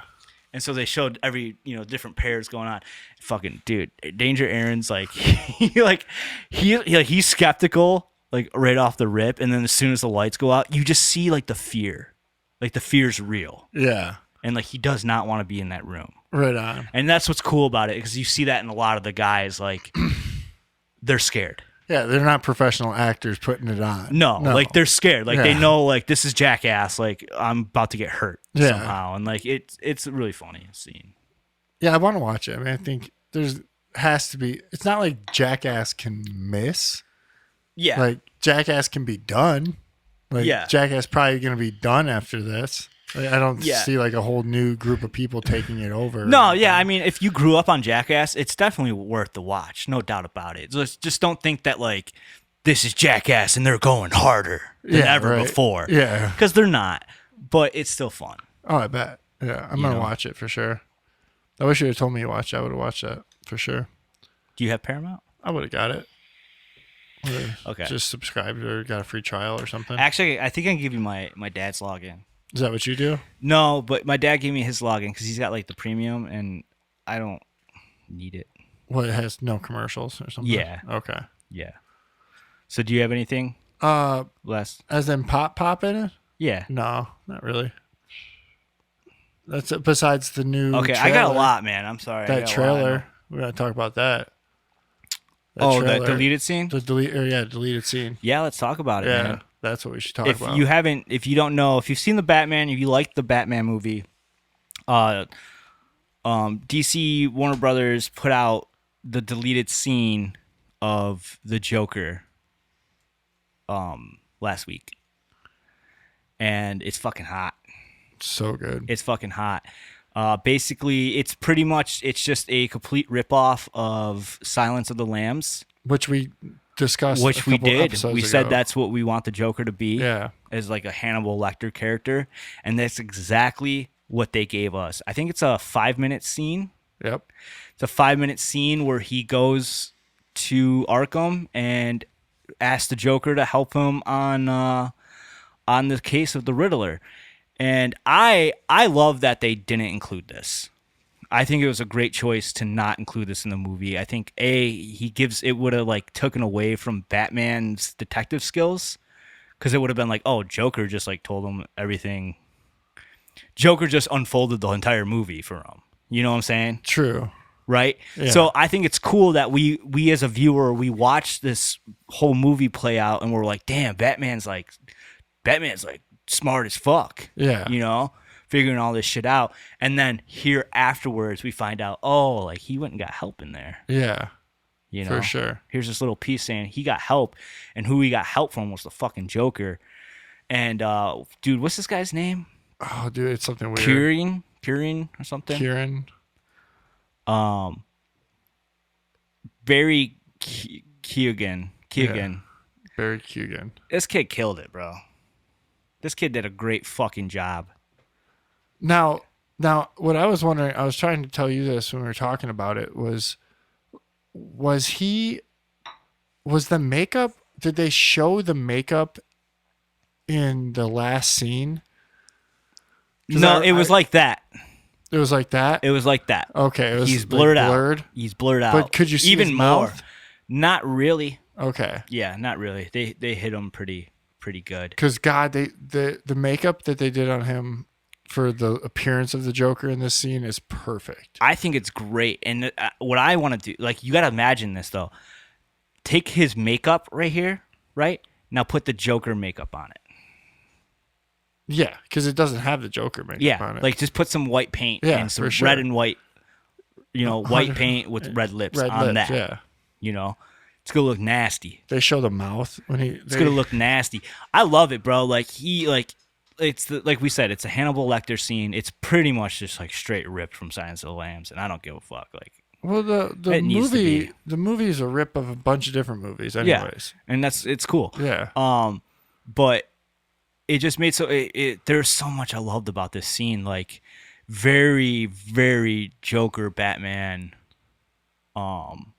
relationship happening in this scene. Like, so if you notice, he says it's almost our anniversary. Yeah. Okay. So we're talking, he doesn't really know this guy. Yeah. All right. Something happened between them about a year ago. Okay. Something happened. So their history's small here. But I think the history, like whatever, the history's small. It's not even a year, right? Because he says our anniversary's coming up. So it's not even a year. But I think it was something fucked up. Yes. Like, it was something fucked up. Something that made him go to him, too, though. That's what I'm saying. Yeah. Like, he knew, Batman knows this guy's fucked and smart. Right? Like, he knows he's smart. So I love that there's, and like, I thought Pattinson's, like, the way he looks at him, like, it was like, he looking at him, the way he's looking at him shows that there's something fucked up happened with this guy. For sure. You know? He does not, he's almost scared of this guy. And the way Joker's talking to him, like, I love the part where he starts saying something about Batman, right? And Batman goes, let's get back to him. Yeah. You know, and he's like, well, you're so much more interesting. And he's like, we're not here about me. So I think so he knows. What do you mean? I think he knows that he's Bruce too. Probably. I felt like he's like, do you feel like you're next? Do you feel like you're a part of this? Like, he knows that it's Bruce Wayne. He probably does, but I just love the fact that, like, he here's Batman here to get some help with something, and he starts helping him with it. He's telling him about it, but then, like, his whole motive is to get into Batman's head. You know, Yeah. like, that's his main thing. Like, For that's sure. what he's getting off on. He's getting into Batman's head, and Batman calls him out for it. Look at that mouth. You know, he goes, let's get back to him. Yeah. And the way he says it to him is almost like he's talking to, like, a child, you know? Yeah. Like, I know your fucking tactics. For sure. So I think there's and then the way he says, you think they deserved it. Like, that's so good. Doesn't it make you want to see him more though? Like, doesn't it make you want to see, yeah, like, dude. an origin or a Yeah, I want to see that history. Yeah. I want to see what happened. yeah, which they can do because the guy's young, Pattinson's young. They can. There's man. there's time and there's there's supposed to be these HBO things. yeah, for sure. I think it went over really well too. What do you mean? What's I'm like, from what I've seen, like, people seem to have liked that deleted scene. Like, nobody was people weren't shitting on his Joker. no way you can. Right? There's no way you can. The laugh, the voice, the everything is perfect. I thought it was great. Yeah, It's perfect. I thought it was fucking great. The way they show his back of his head and it looks like he's been pulling out his own hair. Yeah, He's got scars. Yeah, all over. Scars all over him. Like, what happened to this dude? Like, yeah. I mean, it's, he looks like he might have fallen into a vat of acid. Why is he so smart? And, like, I liked the voice. The voice he did was real. It wasn't, like, over the top. Nope. At all. It was very genuine. The laughs. Oh, you think I get off on this stuff? Yeah, he's like, there's pictures. Wants to be somebody. Who he reminds me of? Donnie Darko. Yeah. Right? Yeah. For reminds sure. me of Donnie Darko. For sure. Like, that's the way, like, he talks like. It's like Donnie Darko. Like in the psychic, or not psychic, the therapist scenes. Yeah. Yeah, for sure. Yeah. That's really, I wonder if there's any draws from that. It's a 90s movie that was banged. Like, he's not making like a no. Like a Joker voice. Like, he's just talking. And he sounds like a young Joker. He sounds like he's not old yet. He's in his 20s, 30s. Yeah. So, he's not old yet. He's still there's time with this thing. Yeah. Yeah. I've watched this scene probably like 25 times already. Oh yeah, dude, me too. I watched it on the big screen. Watched it on the big screen. Yeah. I made Melissa watch it. I made Rachel watch it. Rachel hasn't even seen it. Oh, really? Yeah, so you gotta see the scene. You gotta watch this scene. She's like, I don't want it to ruin anything. I was like, I don't think it will. Yeah, I was hitting up Matt, dude. Matt brought up a good point about because we were talking about how it's a deleted scene and everything, and I was like, yeah, I kind of like that it was released after the movie, and Matt was saying, like, it would be dope if DC made this like a thing where they made like this type of thing their Marvel's after credit scene. Yes. Instead of an after credit scene, like, DC just releases a unreleased scene after the movie. It like doesn't this, even and feel I think like, that would be cool. It doesn't even feel like a deleted scene. It doesn't. It feels like a short film. Yeah, for sure. It's like a short film, and I agree with that. I think that would be a really cool thing for DC to do for their post credit scene. Like, when we see a DC movie, we know there's going to be a 5-minute thing afterwards coming. I don't know if it's a product of like being, hypnotized by new media and like attention span issues, but like I left this happier than I did when I saw the whole 3-hour movie. Okay. Do you know what I mean? Yeah. Like I was like, that was a better watch. Not a better watch, but like I enjoyed it more for sure. I mean, think about this. Like, when we reviewed the movie, we were both like, oh, we don't need the Joker again. Yeah, we were wrong. Like, we don't need a Joker again. Yeah. Right? Like, now I want a fucking Joker. Yeah. Like, I want a standalone. I want a standalone Joker. I want movie. the next movie to be about this fucking Joker. You know? I'm like, what does this guy do? I want a young Batman versus young Joker here. Most definitely. All because of that scene. I had to take a pee. You might as well pause it. All right. So watch that deleted scene on YouTube. It's great. Okay, so a couple more things, pop culture. Here's another thing you should watch because it's going to be leaving HBO soon. Like, probably watch it like tomorrow if you can. Because I think they leave the 30th. Yeah. So anyone who's listening to this episode won't be able to watch any of these things on HBO Max. Yeah, that's true. But you should watch them anyways because they're good. Okay, so this last one though. So I'm mainly talking to you. You should watch it. It's called Blindness. Blindness. Yeah, it's on HBO Max. At the bottom of the things leaving. 2008. It's got what's her name?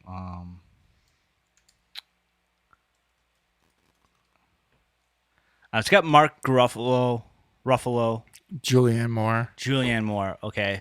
So basically what this is about, it's based off a book, and it's about the world. All of a sudden people start going blind, like randomly in the world, okay? Okay. And it turns out that it's like an infectious disease that's passed on, right?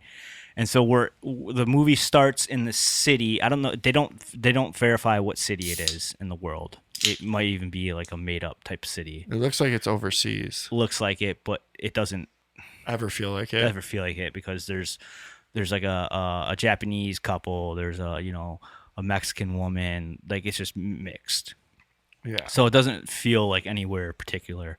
But anyways, it opens up with this guy being in his car, and all of a sudden he's not going, and everyone's honking, and people go up to his car and they're like, "What's wrong?" He's like, I'm blind. I can't see, And so they're like, "What the fuck?" And so some guy takes him home. And he stays with his wife. The guy that takes him home ends up stealing his car, right? Then his wife takes him to an eye doctor who's Mark Ruffalo. Mark Ruffalo's like, "I've never seen anything like this. Like, your eyes are perfect. There's nothing wrong with your eyes." And when he went blind, it wasn't black. It was white. Like everything went white. And that's what he's seeing. He's seeing whiteness, like a milk. He describes it like milk, right?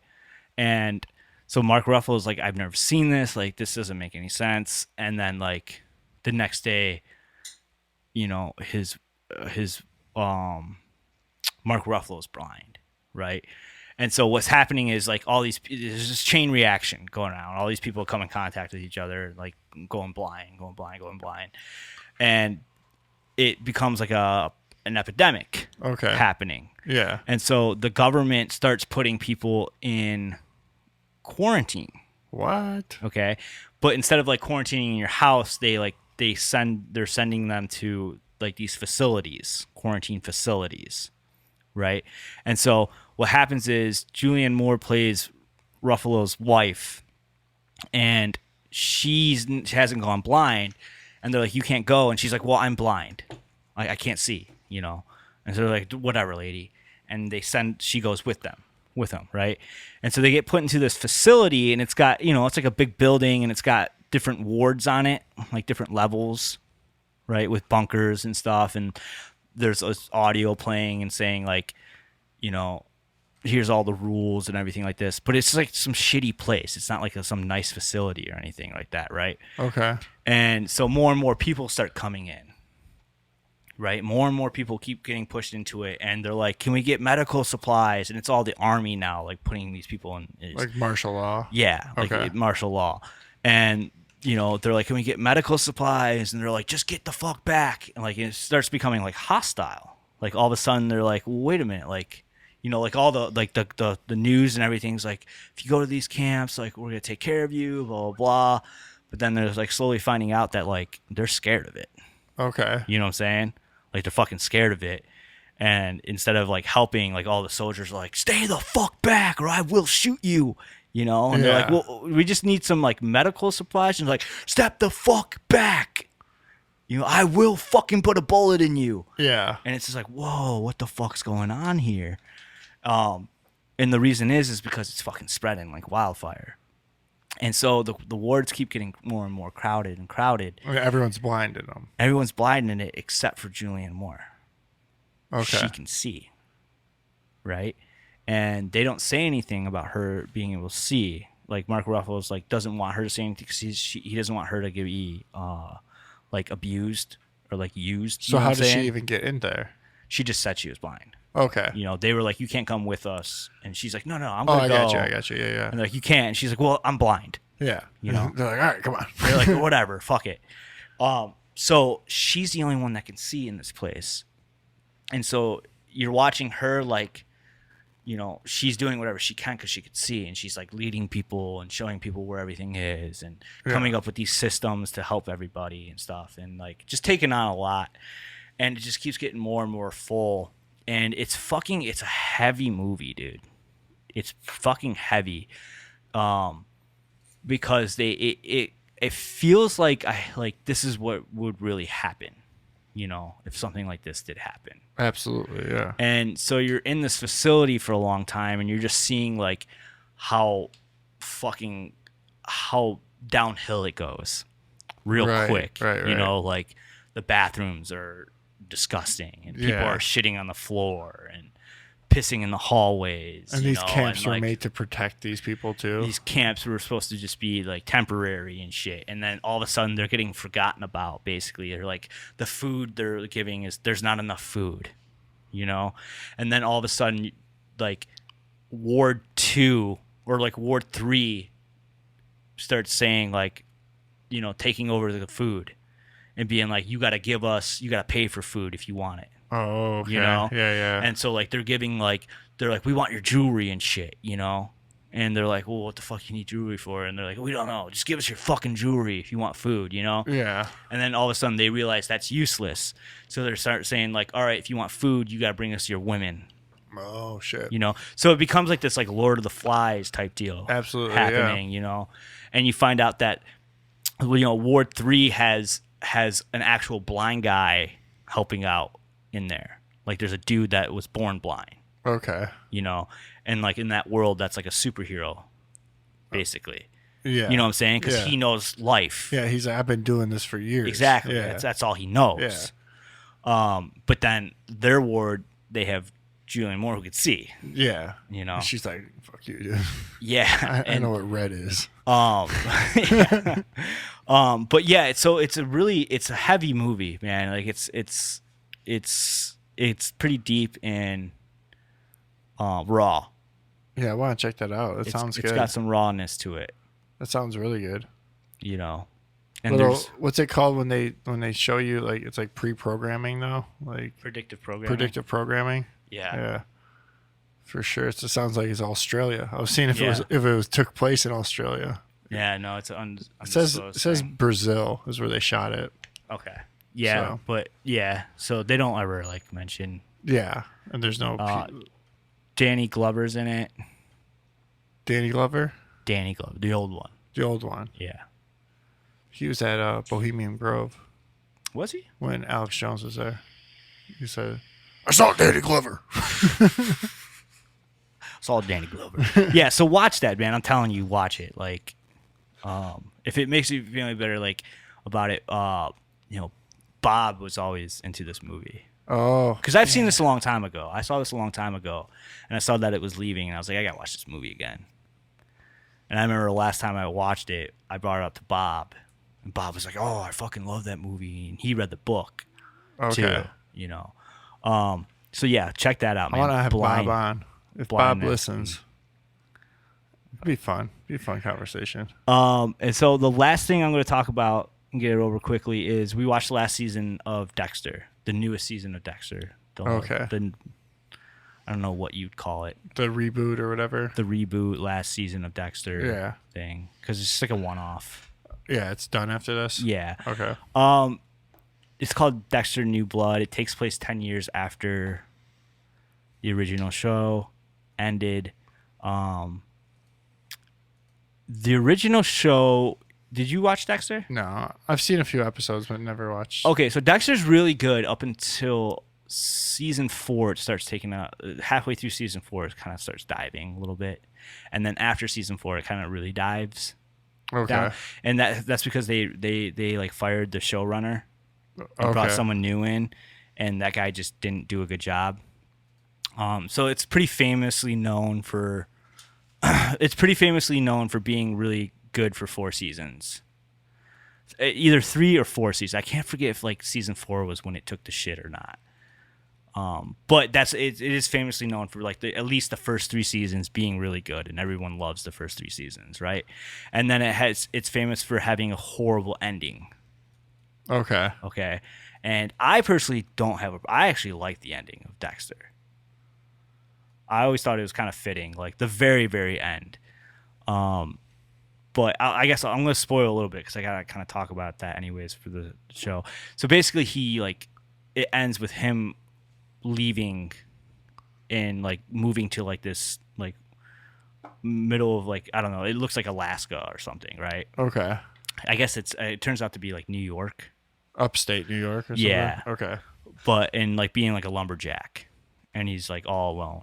And I always thought it was really fitting, and like it really made sense for that to end like that. So now this picks up 10 years after that. Blah blah blah. His son, somewhere in the show he abandons his son when he leaves. Right, his son's like 6. Okay. When he abandons him because he thinks that like he's just better off with these other people. He's safer. Yeah. It's not that he doesn't love them or anything like that. And then in this show, his son is 16 now and has tracked him down. And everyone thinks he's dead. Dexter's dead. But he tracks down his dad, says, hey, I'm your kid. Like, the person that was taking care of me has been dead for like 3 years. I've been on the streets and shit. And so he moves in with them. Blah, blah, blah, blah, blah. As a show, like, it was good. I enjoyed it. I did enjoy it. I thought it felt like Dexter. I thought the cinematography was good, and like it felt like a fresh take on Dexter because the original Dexter takes place in Miami, right? Okay. And this takes place in upstate New York, so it's like a complete different color yeah, tone to I it, gotcha. bright to like dark, right? Like cold, like warm to cold. Yes. Even with the colors. Yes. Right. So it was cool. It felt cool to see Dexter doing his Dexter thing in that tone, in Most like a blue definitely. tone rather than like a orange tone, Yeah. So that was kind of cool. And I really liked it. And then they just fucking killed it. Like the last episode was just like, it just fucking, they ruined it. How'd they ruin Like they it? completely ruin it. Just the way they make all of a sudden Dexter's a certain way, right? And he's been that way for fucking 6 seasons. Yeah. You've known him for 6 seasons, now 7 seasons. He's a certain way. And then all of a sudden the last episode they change it. Like he changes and he's not acting like Dexter would act, and He's a woman. no, basically. Yeah, they just like killed it in the last episode, and we both hated how it ended. It made it kind of like pointless to make it. Like, what was the point of even doing this? You know? And then it made me reflect back on like the whole series as a whole, and I was like, okay, maybe it wasn't that great then, The whole series. Yeah. Yeah. And like you were happier with the ending that nobody else liked. Yeah. Yeah. Like just left it at that. Yeah. Like if they would have ended this right, I would have been like, yeah, fuck yeah. Really? But in one episode, they fucking destroyed the whole thing, and that one episode made me go back and say, how woke was this, and made me realize how woke it was. The whole thing. Yep. All the bad guys in the movie are all white, and all the heroes and the good people are all people of color In or the Native New Blood? American. Yeah. Okay. They're all people of color or Native American, and it made me realize that. Like, oh, okay, they did that. Yeah. You Which you would have never realized. Yeah. But so there's this thing I want to bring up to the audience, and I want if you can go on our TikTok, Jim's gonna clip this for us, okay? Because I want to know what people think of this, because this got me and my girlfriend into a fight. So like I said, his son, who's 16, comes back and starts living with him, and they try to make this bond, right? And his son starts going to the high school now that where they're at, and Dexter is dating the chief of police of this small town, because they're in like this small like town that has like a Native American reservation on it and everything. Yeah. And she's a Native American, and he's dating her. That she's the chief of police, right? Well, the kid starts going to high school, right? He's probably been there for about 3 weeks. Dexter's known his kid for about 3 weeks here. And the kid meets a girl, and they start hitting it off, right? Turns out the girl is the daughter of the chief of police, which Dexter is dating, Yes. right? They hit it off. They like each other. All right. They end up sleeping with each other. Okay. And the debate that I got in with Melissa was, I said, "Oh, that's weird." And she said, "No, it's fucking disgusting, and wrong." Yeah. And I was like, I don't know about that. Yeah. I was like, I think it's weird, but I don't think it's like wrong, Right. And she was like, "Oh, so you think stepbrothers and sisters should sleep with each other?" And I was like, "Well, it depends on the circumstance." Depends on your Pornhub algorithm. Yeah. No, I just mean did they grow up together? Then that's kind of weird and might border wrong. Yeah. If they grew up together, that's kind of I would see that as wrong. But if they've only known each other for a year, I don't know, what do you think? Me? I don't know. I don't know how the way she talked to me, she made me think am I a porn addict or something? And that's why I think that way.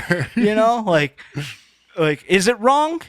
I don't think so. I don't think so either. I don't think so. I don't think so either. There's no blood there. No. It's basically two people meeting each other for the first time. They happen to kick it off. Yeah. If anything, I don't know. It's not. What do you think? What does the listener think? Is it weird not is it weird? Is it wrong? Is it wrong for a stepbrother and stepsister who have not grown up together to sleep with each other? I don't know. I don't have the answer for that. I don't know. I want to know what other people think. I mean, I think in the context of the series, it's fine. I mean, it's not it's not going to happen. It's not going to happen all the time. It's one of those things that would just spur of the moment happen. But I guess again, we're talking about the new Dexter series. It seemed like they would just start dating. Yeah, they're dating. And then wouldn't it be dope that your parents were dating? And their parents are dating too. Wouldn't that be? I don't know. Maybe What is that? Is that wrong or is that okay? What do you think? I think it's okay. No, I'm not asking you. I'm asking. Yes, I know what you think, you sick fuck. All right? I know what you think. I want to know what other people think. Is that wrong? Dude, we're talking about the internet, bro. The internet's about this. And in Dexter, in the new Dexter series, it doesn't even it doesn't even really count because like I said, they've only known each other for 3 weeks, so they're not even stepbrother and stepsister. Are they banging? But I want to know stepbrother, stepsister hooking up. Is that wrong? And they haven't grown up together. What do you think? No. No, I don't. I mean, I don't think so. I don't think that. I don't know if anyone will think that that's wrong. Well, let's see. I think it's odd that am I a sick fuck for thinking it's not wrong? No. Do I need to change the way I'm thinking here? Maybe, but not just because of that. I think that, I don't know. I think, and that's it, in those circumstances dealt to you there, it's not even a big deal. It seems like it'd be so strange. You're not gonna. There's no blood connection. There's no blood relation. At that point, you're kind of adult. You're all adults. I don't know. I don't think that there'd be anything. Yeah. So I'm on your side with this one for sure. I think that would be.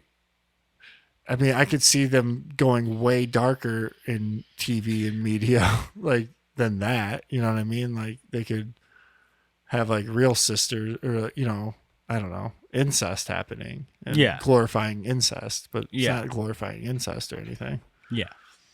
They're just playing on that stepbrother, stepsister thing that makes the internet pop, which hopefully that just did, Yeah. Hopefully that TikTok slapped, dog. If you just put stepbrother, stepsister, dude. Put stepbrother, stepsister. An ass shaker. Stepbrother, stepsister. Stepbrother, stepsister. Is it wrong?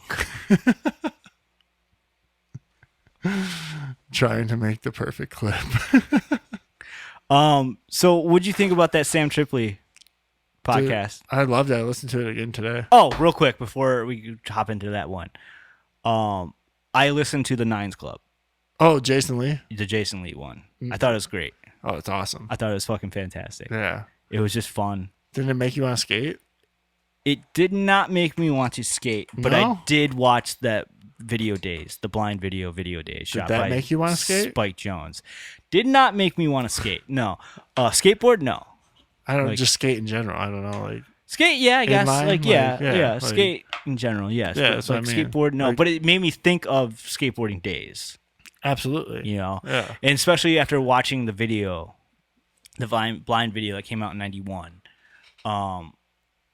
It was really interesting because it's like, it's just so crazy because you watch like Jason Lee's part and it's like, it looks like something that a kid nowadays would film, you know, at the end of his first year skating. Yes. You know what I'm saying? Yeah. For sure. Maybe at the end of like his first 3 months skating nowadays. Yeah. To be 100% honest. Yeah. Like, the way that But it skating was like progressed. huge back then. Oh You know, yeah. it was fucking huge. I don't know how. I mean, I guess it was for sure huge because it definitely. It was big. I mean, Yeah, you it got to was think big. Spike Jones did that. But this like, is before Spike Jones is Spike Jones. exactly. so, That's what I'm saying. yeah, you I know, mean- that helped Spike Jones become Spike Jones. Like it was definitely.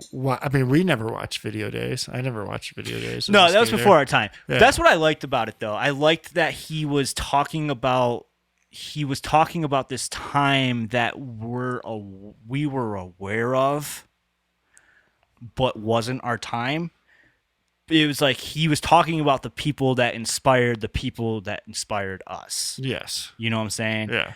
And like we've heard all those names. We knew Rodney Mullen. We knew, you know, the guy he kept fucking talking about. Guy Mariano. No, Mark Gonzalez. Gonzalez, Yeah. you know. Who I don't know anything about. Yeah, but you see how even You in know, the, but I knew that name. even I've in known that though, name. Even in the podcast, he says like now skaters know the history more than before. Like now, like saying Mark Gonzalez to any skater, you're gonna know who he is. But do they do that just to be cool? Probably. Yeah, for sure. You know?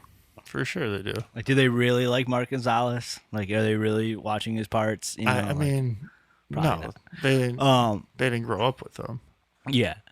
But that's what was cool. It's cool that he was talking about that, but then there was, you know, he was like talking about like, oh, here's this young kid named Costin coming up, you know, like, and it's like, oh, I know that fucker. Like, that's who I watched. Yeah, that's you what I know? was saying. Like anyone could relate to that if you had anything to do with skateboarding ever. Yeah. Like it just hits on all the levels. It is perfect how he like he talks about skateboarding evolving and then getting to a place where it feels like really inclusive now, like where skaters, because I remember back in our day even skateboarding was scary to be like around other skaters. And now Yeah, he talks about how like it was like clicky almost. Yeah. Like you're hash Yeah. or thug, you know. and there's none of that now really. yeah. Like if you skate, you skate. And I think like it's I've definitely seen that. I've seen that positive attitude come out in skateboarding more now. Like you get dabbed up for anything. You know, no one's Yeah. like clowning on someone for pushing Mongo around the park and then ollieing the two stair and missing. You know, they're like, damn, he tried. Like you see that more. Back in Yeah. our day and even more back in his day, Yeah. it was like really clicky. Yeah. And you know, you talk trash about everybody. I mean, we still do that. I mean, that's never gonna go anywhere. But What? You just contradict yourself. yeah, but I mean, You're like, yeah, we're way more inclusive. Like back in the day, they talk trash, and we still talk trash. All right, you pump Mongo at the skate park, we're gonna dog on you, yeah, but kick you out. if you try something cool, we're gonna dap you up. And like, I don't know. Yeah, I guess I did contradict myself, but you know, I don't know. Yeah. I think he encapsulated the progression of skateboarding perfectly. Yeah, it was. He really did. And his attitude isn't it like infectious? Like the way, did you watch it or listen? Listen, Okay, in the video, like he keeps like touching, like Jerome's the dude sitting next to him, Jerome Wilson, who's like came up at the same time he did and got big at skateboarding right around the same time he did. Okay. But it was kind of more, we appealed more to like our days of skateboarding. What do you mean? So is he the same age as him? He's close to the same age. He's maybe a little bit younger. But he was talking about all the competitions, and he like tap him on the shoulder and shit and be like, dude, you remember this shit. But Jerome got bigger, he stayed with it and got real good, and ended up being in videos later on where Jason Lee like he talks about how he stopped skating and shit and pursued acting. But yeah, I don't know. It's just his energy in that podcast is so contagious. Makes you smile. Yeah, it was good. Yeah. I had a really good time listening to it. Was that your first 9 Club you ever listened to? No. I think I listened to the Bam one or the Tony Hawk one. Okay. Maybe both those. Yeah, you sound like such a poser. Yeah, whatever. I don't know anything about. I'm talking shit about you. Yeah. I don't know anything about current skateboard culture at all. Fruit booter. Yeah. Yeah, you're sitting there being like, yeah, we're so inclusive now that we fucking love everybody. I'm like, you don't, you lying sack of shit. I think skateboarders may still be a piece of shit. But I was brought up in a different era though, and we did that in our era. I never got to do that because I wasn't good enough in our era. Like I was like just always trying to have like Daryl see me front nose something. Okay. Get a clap. Yeah. Yeah. But he's a Scientologist. Who? Jason Lee. He is? He was. For a very long time. So is Steve Barra. Was he? Yeah, I think so. Yeah. Or he is. He might even be. He's initiated, bro. You think so? Yeah. Yeah. Yeah. But he did talk about that graphic, that board. Did. That was before he was initiated. Yeah, that's true. He was like, I ain't down with the Satan stuff. I ain't down with the Satan stuff. He's like, now I work with Disney. Yeah, bro. I work for Disney. Work for Disney now. They take care of us. Yeah. Yeah, if you like Jason Lee, check out that episode. I mean, you don't even have to be like that into skateboarding. No, you don't. To enjoy it, because he talks about movies and shit, and like the movie world and everything. Yeah, I thought they did a great job of like keeping it not just about skateboarding. Very obsessed with Gonzalez. Am I saying that right, Gonzalez? Yeah, Mark Gonzalez. Yeah. Very, very obsessed.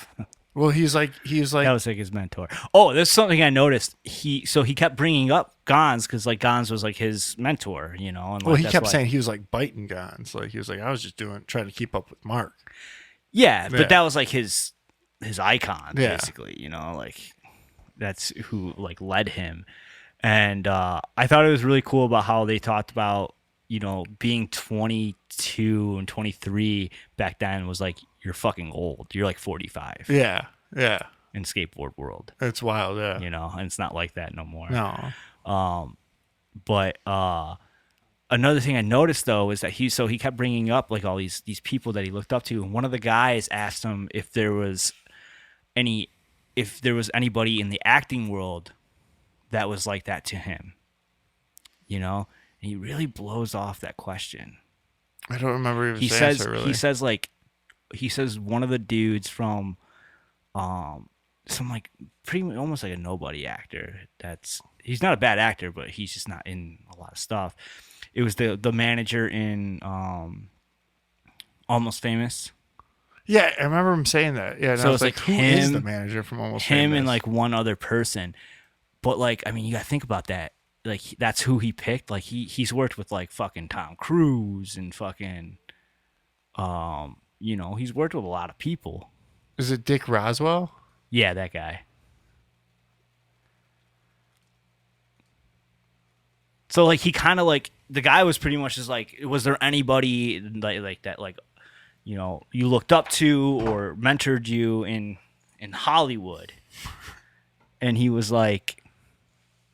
He's pretty much like, no, Well, I think that was what made me feel like he doesn't feel like he is in that. He might not be.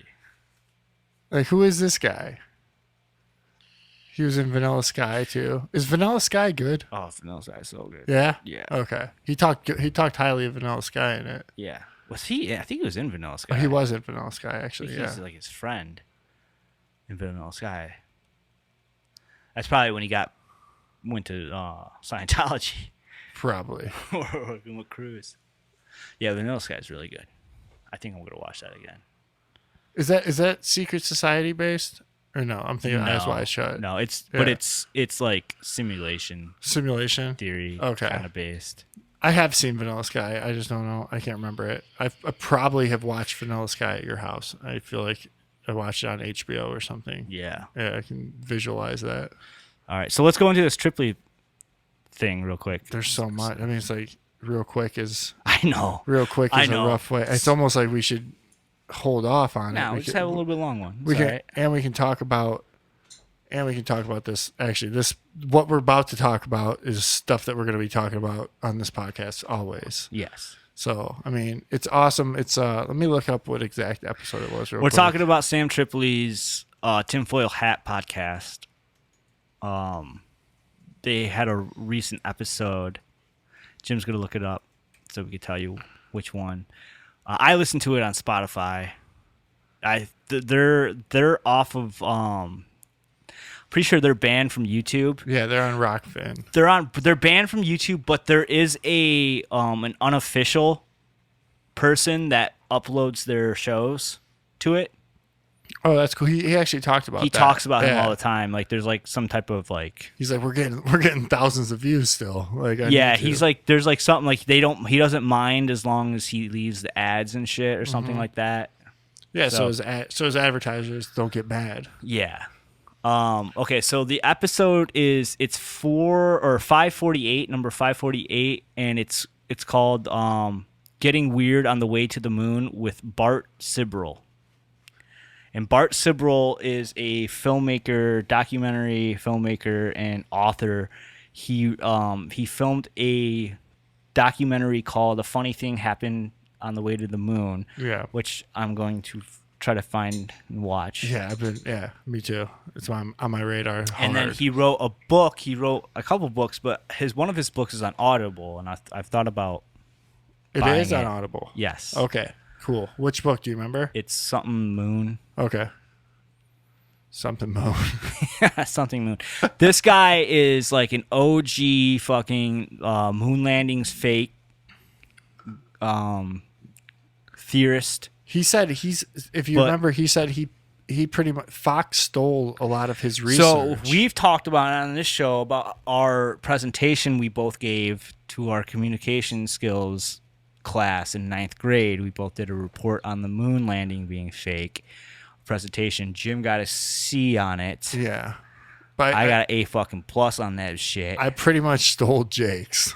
And So the thing we watched was this Fox presentation on it, and like I actually like film or recorded footage from it in my presentation to take to class, and that's the film, that's what he's talking about.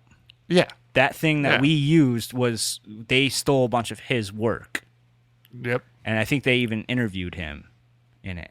I think so too. So this guy's OG.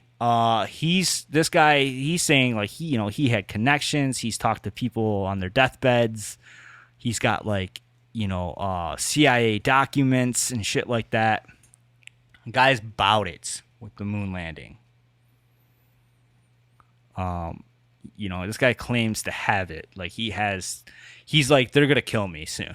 Like Yeah, he said, fuck it, like I know I'm gonna get killed for this. He got scared. He talks about how when he first started, like he was getting too deep, like he was like, oh shit, like I can't do this. Like they're with the information like I'm about to get, like, is this going to say that the biggest hoax ever has been committed and I'm gonna get proof of this? yes. Like I'm gonna get killed for this.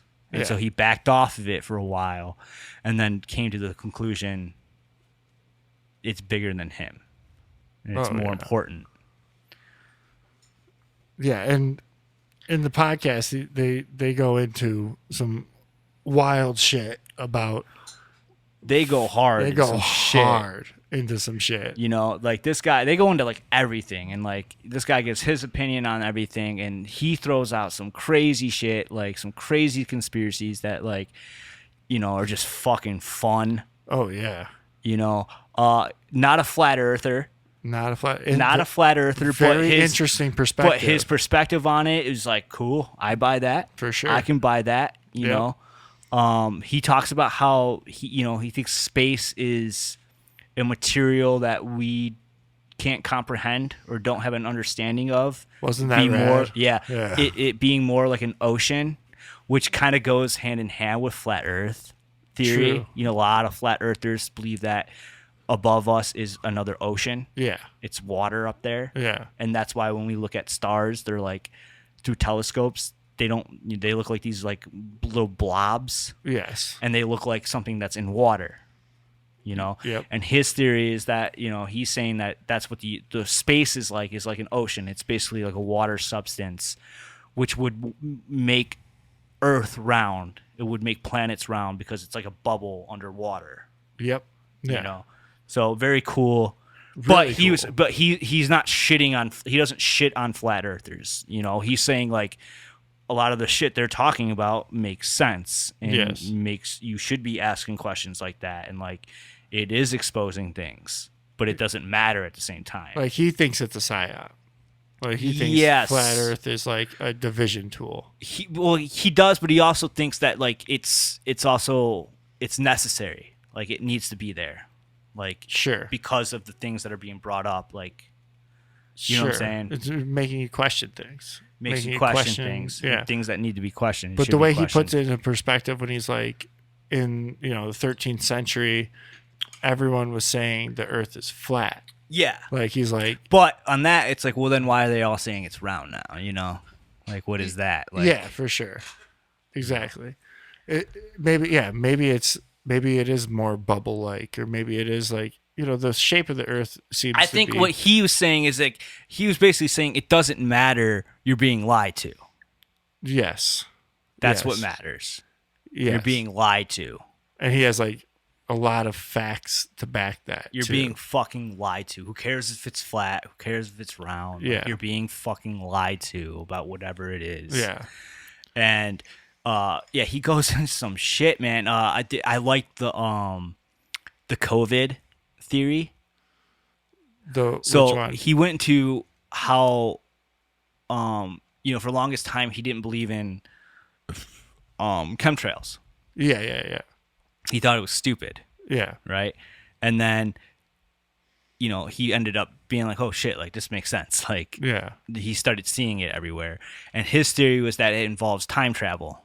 It's something about time travel. Yes. And how it's not sending a person back in time, it's sending a signal back in time. A radio signal, a video signal, some type of signal based on electricity. Yes. You know? And that's what's getting sent back.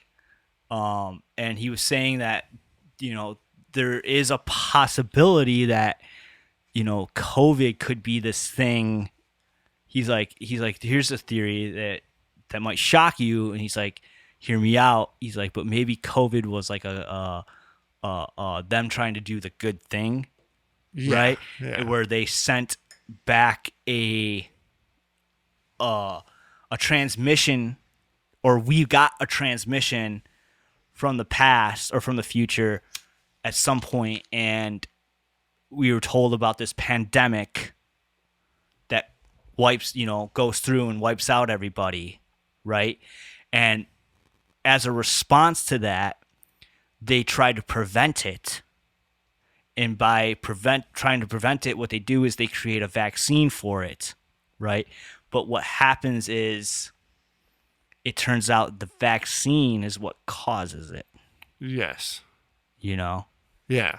Yeah. You know, that part was really heavy when he was talking about, because he was talking about it in reference to like the nuclear bomb, like saying that like you could send a transmission back, changing the outcome of the future by saying, you know, like, it was wild. I don't even know. He's saying if that's the case, if that's the case, like whatever happens has to have happened in order for us to get the transmission. Otherwise, we wouldn't get the transmission. So if we got the transmission about COVID, like COVID still happens because we got the transmission. Still, we wouldn't have got the transmission if something got changed. And then a lot of people talk about that with like CERN and stuff, like what they're actually doing with CERN and what they're actually doing with a lot of this technology and stuff is like they're, accessing different dimensions and using lasers to send back radio frequencies and sending messages that was traveling time like this, like using fucking broadcasting, which is a wild concept. It's a huge concept. It's a big idea. Yeah. It's really hard to even like engulf words around because it's such a crazy ass idea. Yeah. But makes more sense because like time travel doesn't really make sense for the physical. But when you're talking about this, like we're doing right now, like sending out messages, this doesn't have weight. This doesn't, this can travel at the speed of light. Yes. Yes. And you can accelerate this. Yeah. So I thought that was pretty neat. Yeah, I like how he's really religious. He wasn't either. He wasn't, and a friend made him read the Bible, in order to get something. Like he was gonna get something, but his friend's like, in order for me to do this for you, like you have to read the Bible. Yes. And then he ended up reading it like 5 times in like a year. Yeah, and there's another book he referenced that. And so he's really on the topic that we're in the end times. Yes. Like we are in it. Who knows when that would be? It might not be next year. That could be 100 years from now. But like he thinks that we're in it though. Like it has started. And he talks. I mean, God, this guy goes in. This guy goes in on everything. It's only a 2-hour podcast too, and he covers a shit ton. Yeah. So if you're into conspiracies and shit, you gotta listen to this one, man. Like I was sending it to everybody. I sent it to Joe. I sent it to Amanda. I sent it to Larry. Like, And it's an easy listen to. The guy's charismatic and talks really well about it. He actually was the guy that got punched in the face by Buzz Aldrin. Yes, and there's video of that. Yeah, there is video of that. He's the guy you've probably seen if you've been into the moon landing. You've probably seen. No, if you're into the moon landing hoax, and you've ever been into the moon landing hoax, you've been into this guy's work, whether you know it or not. Like you've seen this guy's work. Any of the videos where you saw someone getting pressuring the astronauts to swear on the Bible that they went to the moon, and they all refuse to do it. That's him. And then Buzz Aldrin punched him in the face. Yes. Alex Jones has talked about this guy. I mean, everyone's talked about this guy. A Funny Thing That Happened on the Moon is the name of that documentary. Astronauts Gone Wild. I like that name too. I think it's a funny thing that happened on the way to the moon. Yeah, funny thing that happened on the way to the moon. Yeah, Astronauts Gone Wild. He talks a lot about the Van Allen belt. Van Allen belt. Van Allen belt. Yeah. It's like how we can't penetrate it now. We can't get. Yeah, he thinks that's part. Like I said, he's very religious, and he thinks that could be. We're not allowed to yet. I do that's like part of when Johnny questions him, or I don't know if it's Johnny or it might have been Sam, says something about like, does that make you think about flat Earth? That was when he talked about the flat Earth, like that the Van Allen belt's the firmament. But what if the firmament is the Van Allen belt? Do you know what I mean? In the whole scheme of things, like it actually is. We're all talking about the same thing. Like everyone keeps talking about the firmament, this thing that we can't penetrate, thing that we can't get across. Yes. So I think that he really wraps that up and shows that really like gracefully that we're all talking about the same thing, and these are just misdirection things to get us arguing.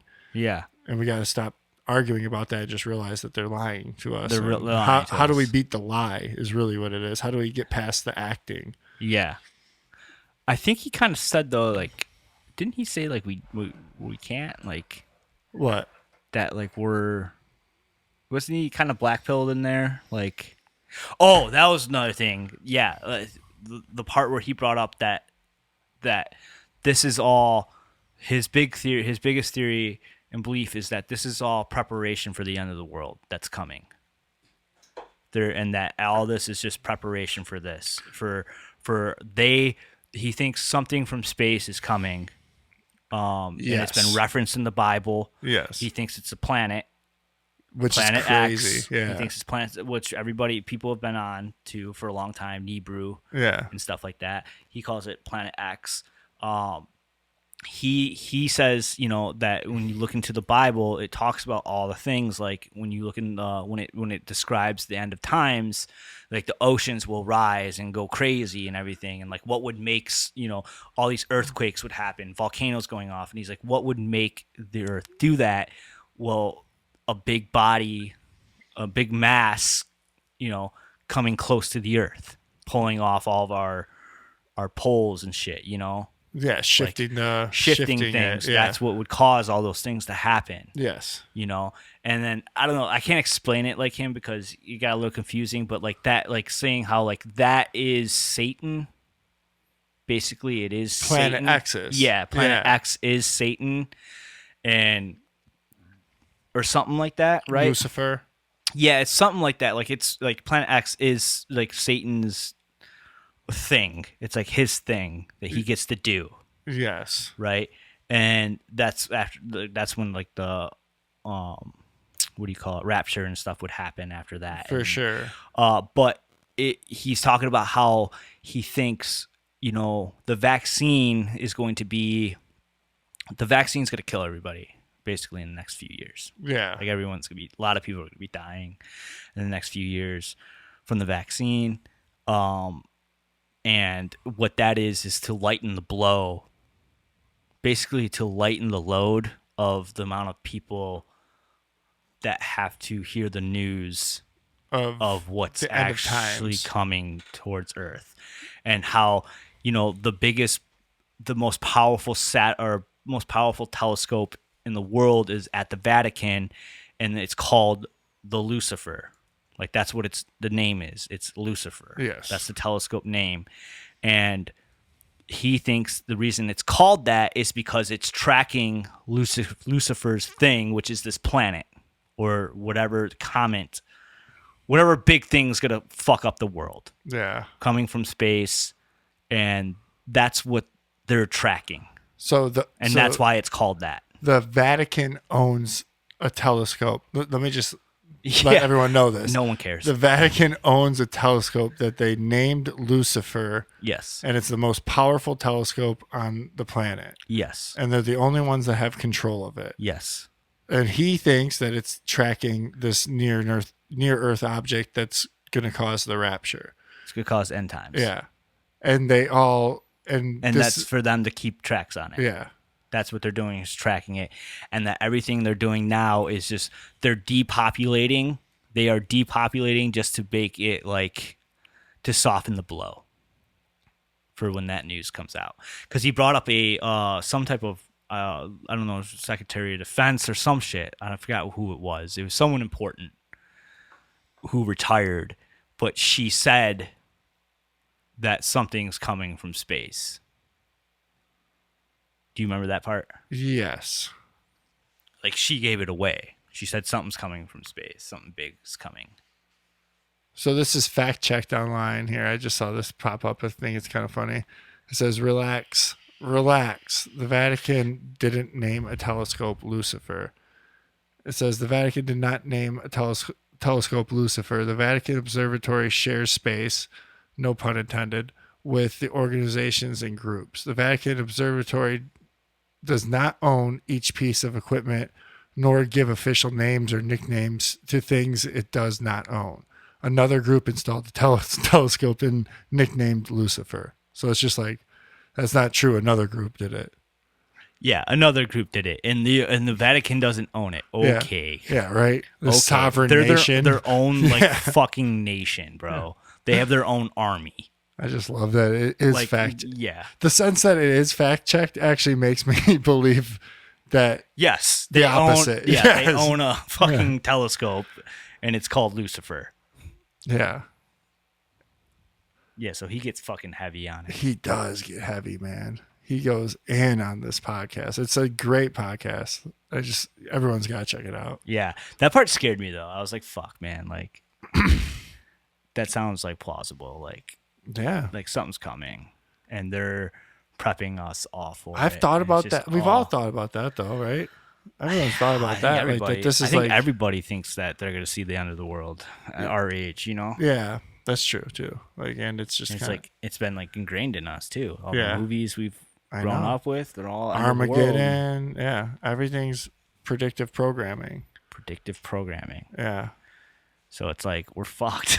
And all these like Tic Tac UFOs that we're seeing and stuff are actually just the elites working on time traveling to get the fuck out of here. Like it's Well, he's saying he says that they're demons. yeah, fallen angels. Yeah, because he says that this guy's connected to all like UFO people, everything like that, and he's like the world's most renowned experts in UFOs.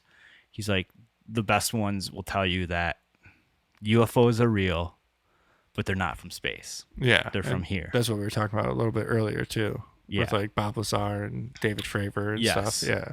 And how they live somewhere in the ocean. Mm-hmm. That's where they dwell, or that's where they come from, their entrance, whatever. Yeah. And he's saying, he's because they're demons. What if Planet X is actually like a Death Star? Like it actually is a planet that was made by AI or made by aliens, demons. Yeah, so same Planet thing, X yeah. is this like, and it is actually dropping like pods here. The fallen angels, everything that ancient aliens has always been talking about forever. Yeah.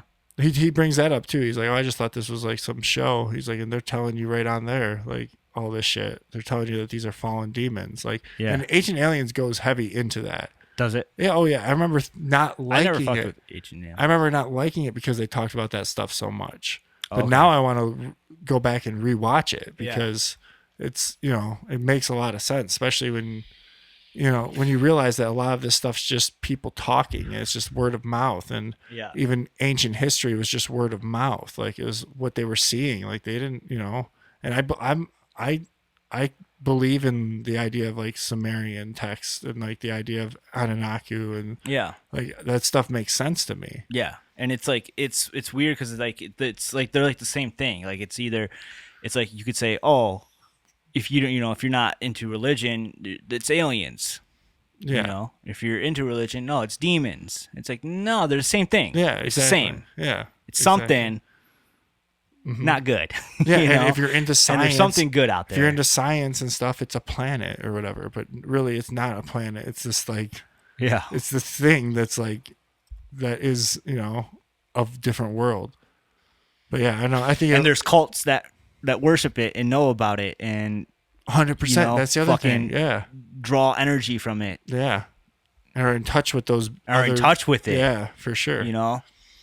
Most definitely. And those are the ones running us. Yeah. We're fucking cattle. Yeah. I mean, and like maybe he's like how he said it's like not a bad thing. Like maybe they are trying to do the right thing by like depopulating and making it, Less of a blow to humanity. Like maybe they're just like, hey, yo, some shit's about to happen. Yeah, like shit's about to happen. Like let's. Yeah. It's basically like he's saying like they're kind of like Jack of Orky us. Yeah. 100%. Yeah. Here we'll give you the shot, and Yep. you'll get this. You'll die from. Go peacefully. Well, I don't know about that. Yeah, I know. I'd rather see the fucking end of the world, wouldn't you? Like, Yeah. like don't put me out. Like, let me see the planet come in and like, I don't know. It seems like it would be. I don't know. I don't want to get caught in like a volcano though. I feel like that suck. Or Yeah. a tsunami. It Like would if I'm gonna go out, I want it to be like some like heavy duty blast that just like instant. yeah. You don't want to see it from afar at first. Well, sure, I guess. I don't want to Yeah. be too far because I don't want to I want it to like disintegrate me. Yeah. So you don't have to watch like your family suffer. And Yeah, shit. you know. Yeah, I get it. I understand. Go out. But seeing like the planet rolling in or whatever would, I think if it gets close if Think about how many people would film it. I don't think you'd be able to. I think the world would be so fucked up from it getting even like. Oh, you mean like EMT, EMP? Yeah, for sure. EMP? Yeah, 100%. No electronics. EMT? No electronics. Which one is it? It's EMT, right? EMP. EMP? Electronic magnetic pulse. Okay, EMP. Yeah. I'm like, which one is it? Yeah. Electronic magnetic Telescope. Tesla. No. Yeah, I get what you're saying. Like, nothing would work. Yeah, nothing would work, and it would just look like natural disaster. I think it would, because the world. But would we'd see this planet. Though. Possibly, but I think it might, before it's even close enough to see it. Yeah. Like, everything would be going crazy. Everything would be I got you. fucked up. Like the whole gravitational pull and axes would be off. No, we'd be able to see it somewhat, probably. Like the moon. True. Yeah. You know? Depending on. Yeah. No, I feel you. You know? Like unless it's black like space or some shit. You know what I mean? And it doesn't look like anything. Yeah. Like the black planet. It's just space coming in on us. Yeah, like a black hole. A black hole rolling through the universe. Yeah, that scared me, though. Solar I was like, system. fuck. I got kind of black-pilled there. And I was like, oh, man. We're fucked. We're fucked. Yeah. He's right, dude. Yeah, he's like, so that at that point, you're like, so what does it matter if we went to the moon or not? Then it's like, yeah. You know what I mean? Like, Yeah. what doesn't matter then? That is always that is the definition of being black-pilled, I guess, is like just thinking, well it doesn't fucking matter. Yeah.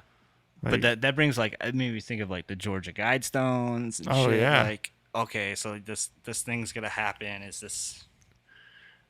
He shits on Catholicism a lot in it. Does he? Not he doesn't shit on it, but he says like they are, they're behind a lot of this. Oh, okay, yeah. And like they're worshiping the Antichrist and stuff. Yeah. And they're practicing in. Oh, yeah, he says the Antichrist is the Vatican. Yeah. I think, right? That's I think he says the Antichrist is worshiping on think he says the the wrong Vatican. Sabbath. Yeah, which would be like the Vatican did that. Yeah, the Shit. So he's Catholicism did that. I don't know. Listen to it and tell us if we're wrong. I think he called the Vatican the Antichrist. Something like that. That's what I'm Some saying. shit. Yeah, he goes in on the Catholic Church and being like that they're the reason they changed the Sabbath. Like they actually they changed the law and the rule of the land. And like practicing on the practicing. So that and basically what it's making us do is like we're supposed to be resting on Saturday on the seventh day. Yeah. In honor of that. Yes. And what we're doing is we're resting on the first day. So it's like forcing us to break away from God. It's causing us to defy God. Yeah. And we're all doing it thinking. What if this has something to do with Saturn? I bet it does. What if, you know what I mean? Like what? I just saw something about Saturn and its rings disappearing or something. What? Yeah, I don't know. Enzo. Oh yeah, Enzo's playing a video game right now. He's playing Tarkov right now. I know he is. I bet you I could hit him up and be like, "Hey, you want a game real quick?" He'd say, "Yeah." That motherfucker. I'm just kidding, Enzo. I love you. You're just necessary. I'm trying to find it. Saturn's rings. Saturn's rings disappearing. But you know what I'm saying? Like, it's like, what if? I don't know. The long goodbye to Saturn's rings, the Atlantic. Okay, the planet's defining feature is slowly disappearing. This was written a week ago. Yeah, because it's coming towards the Earth. Because it's coming towards us. It's coming bro. towards the Earth. And like it's left. The rings aren't disappearing. It's left its chains. Yes, for sure. It's broke out of its chains. Yeah. Oh fuck, damn. And it's moving. Did we just figure shit out here? Maybe. It's all bad. It's not good. So, or maybe like its rings are pushing away. Its rings are going away, and they're forcing like a moon of one of its moons towards the Earth. Yeah, this is saying this article is saying it's hard to imagine Saturn without its rings, but Saturn's rings aren't a permanent feature. In fact, they're vanishing. Nah, motherfuckers, that thing's just getting closer to us. Yeah. So I'm just wondering, like, what the connection is with Saturday. Man, if you don't believe in flat Earth, you better hope it's fucking real. You know? Yeah, and maybe flat Earth is just the psyop to give hope, because then you're in that hopeful sense that you're living on this petri dish that's not susceptible to all these wild forces of Space. satanic space. Satanic space. You know? Hey, space ain't fake, bro. Oh, dude. Space is just satanic. Yeah, dude. All right, that's a T-shirt right there. Everyone's got space is fake and gay, and like, you know, space is fake, and nah, we should make our own. Yeah. Space is satanic. Yes. Let's do it. Secret hideout hats. Yeah, we'll have them out there for sure. Space is satanic, and secret hideout on the On back. the back. I like it. I'd make those. We'll make those. Yeah, that'd be sweet. Space is satanic, right? Space is satanic. Put a little like a little NASA logo. Would you guys buy that hat? Would anybody out there buy that? Secret Hideout Podcast hat? Yeah, I know one would. I know one. I know someone would. Yeah. One person. I'll get one too. A Yeah. snapback. Give me a snapback. You make dad hats, snapbacks. Hell yeah. Dad hats and snapbacks. Yeah. All right. Fucking getting capitalist on this real quick before the world's ending. Yeah, let's make a bunch of money. Right now. That would be, dude. That's how we. Hey, we might have to buy our way into heaven, baby. Yeah, but that's how we're gonna make it, bro. We're gonna pop.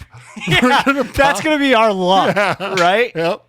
We're gonna pop right when the fucking planet X is entering our atmosphere. Like, I'm like hitting you up. I'm like, Jake, we got fucking 1 million views on. That's it. Planet X came in, and like time stops. Yeah. You know what I mean? Yeah. Oh, shit. All right. Well, we'll talk about the big slap and everything next week when Zoe's here. Yeah, once it's all over. We should talk about that. Yeah, with Zoe anyways, because Zoe was real.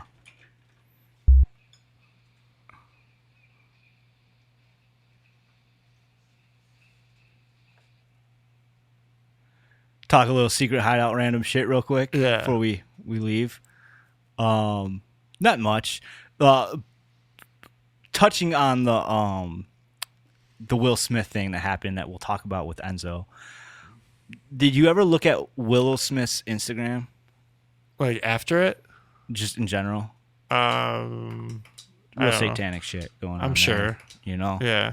Real fucking. I get down with her music though. I'll be real.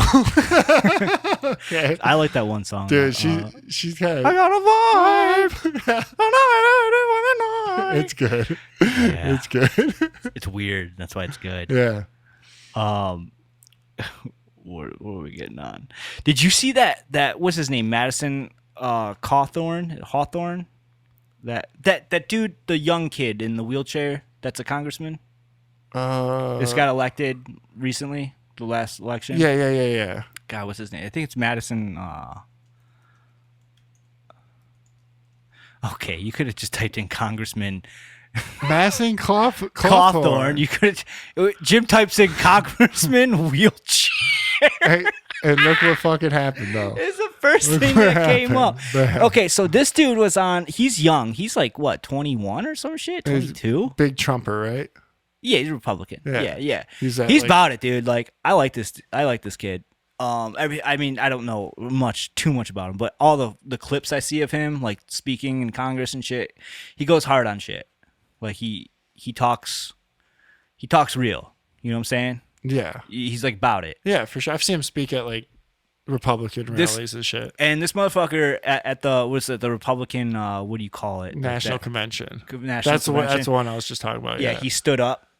Yeah. He stood up for the national anthem. Yeah. Or the Pledge of Allegiance. Yeah. Whatever. And I was like, he's faking it. He's faking it. No, okay. So, anyways, he was on some podcast, and I don't know what the podcast is because this was just a video clip I saw. But he was on some podcast, and he was talking about his experience in Washington because he's still new. I mean, he's only been in there for over just a year, right? And he's talking about how he's been invited to all these like orgies and shit.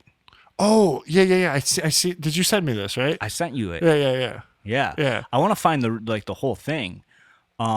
but yeah, he's talking about how like he's like yeah, you know, I see all these people. He's like, I've been in politics a very long time. It's just something I've always been into, which makes sense because he's now a politician. Yeah. But he's like all of a sudden he's like I'm like around all these people that I've like looked up to or you know have known about like my whole life, and he's like I'm like the young cat there, and he's like all of a sudden I'm getting invited to like these parties and stuff, and they're like, hey, just to let you know, we're having a sexual experience party this weekend. Yeah. And he's like, what? Wait, what? What did you just say to me? You know? And he's like, basically, he's like, they're inviting me to an orgy. Yeah. And he's like, it's fucked up. I didn't realize that was him when you sent me that clip. Yeah. I didn't know who that was that you were sending it. That's crazy. Madison Cawthorn. I don't know what podcast that was though, but that's some heavy shit though right there. He's the one. He's in there. He's in the inside. He's letting you know. I mean, it's the same shit that fucking Alex Jones has been telling everyone. Everyone's been saying this shit forever. Like that's what they do. They have these crazy sex parties, and they're not the people that you think they are. They're Yeah, man. If you look up, if you Google it, right, like the headlines come up. I mean, I don't know what these articles are saying. I bet they're gonna stunt on them. But like, you know, Daily Mail, Madison Cawthorn says he's been invited to orgies in D.C. and cocaine use is rife. Does that surprise anybody that a bunch of politicians are doing wild, crazy sex parties? Like, does that surprise us at all? No, like, it doesn't. that business but elite is acting like that's this. what I'm saying about this dude, though. It's like there's potential here with this kid. You know what I'm saying? There's potential here if he doesn't get got. Either got or got. You know what I'm saying? Yeah, for sure. Got or got. Because he is a year into it, and he's coming out and being like, this is what's going on. Yeah. This is what I'm witnessing. You know? Yeah. I feel like Tulsi kind of did that a long time ago, not to that extent, but like talking about like just the way that they all treat each other and the way that they're... Yeah, the clicky thing, Yeah. like the high school type thing. Yeah. Just exposing them for... I mean, they are people. And a lot of these people are rich elite business. And is it out of the world? Is it out of the realm that they would be doing cocaine and having wild sex parties? No. So I saw right after that podcast, I saw this headline on my Google News that I keep. You know, I keep space stuff in there. Like I added space to it. Yeah. You know, so you can type in it's whatever. like why I watch the regular news. Exactly, you, yeah. you know. And NASA says giant solar storm to hit Earth. You know, and this isn't the first time I've heard about this. Like they keep saying these solar storms are gonna hit Earth. These solar storms, it's gonna be bad. It's gonna be bad.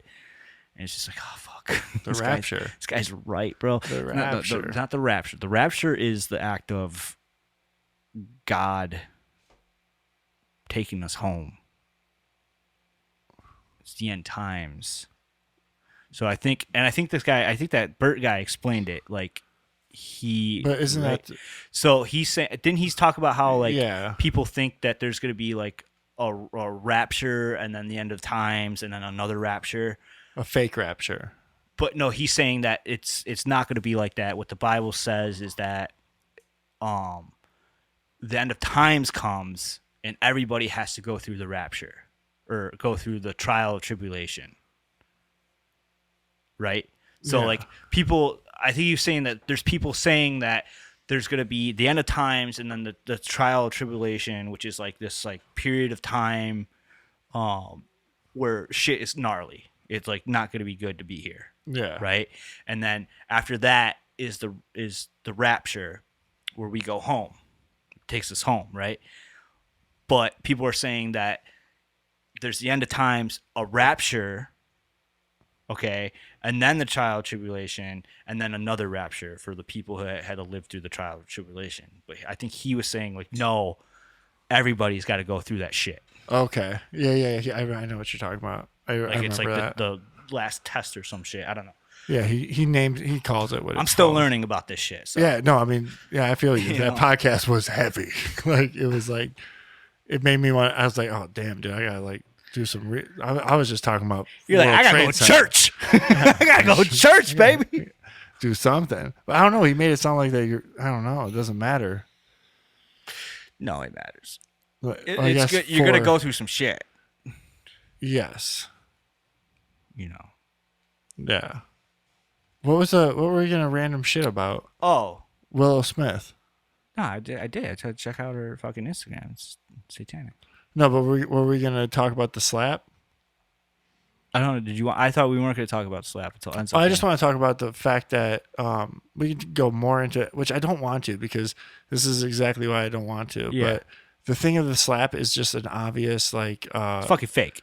Well, yeah, I think it's fake. I thought it was fake right off bat. But I think it's this whole thing that was supposed to it's just a quick little divide. It's just another thing to divide, to get us thinking like, is the slap fake or is it real? Like, I mean, I just seen, okay, I got you. I seen that in all forms. Like, Yeah, it's a thing. yeah, Let's put it that way. exactly. It's a thing. Yes, it's one of their things. It's a think tank thing. Yeah, for sure. I did like the one where, and I can't verify this because I haven't looked into this, but people are starting to say that Pfizer's putting out some type of alopecia drug, Yes. and like it's a great way to get people to start talking about alopecia. Yeah, because now you have a survivor of someone being Yeah. bullied for their alopecia on live television. Yeah. Yeah, for sure. Do you think people's hairs are going to start falling out soon Ooh, from the vaccine? Oof. Oh shit! You know right? you know what they did say is they said that COVID causes hair loss. causes hair loss. They did say that. They did say that. I remember them saying that. Yeah, that one actress was real about it. That one bitch. I don't know. Oh God, that's not very nice. You yelled at me one time for calling Britney Spears a bitch. Because Britney Spears ain't a bitch, bro. I just was saying. I didn't hear Britney tell me to wear my mask once in these last 2 years. All right, bro. All she did was dance. In some strange. She been dancing strange and telling me to help her. Okay. So Britney ain't no bitch. I wasn't calling. Alyssa Milano. All right, she's a bitch. She bro. is a bitch. All right. Yeah, she is a bitch. I take that back. I feel you. Yeah. What was she saying though? I remember her like early on, like she got COVID and She was saying her hair was thinning. her hair was falling out and shit. So she was a part of that. So now if we start seeing side effects from the vaccine that are hair loss or causing alopecia, they're just gonna say like COVID did this. No, yeah, either COVID did this Yeah. or they're gonna go like the heart attack route or like global warming is causing, Yeah. No. Yeah, I feel that. anything but the vaccine is causing it. Nope. So, but yeah, is that all you wanted to say on the slap? Yeah, we should get out here. We should get the fuck out of here. It's been enough. It's been enough of us ranting and raving. One more thing. We got one more? I got one more thing. Is it random? It's random.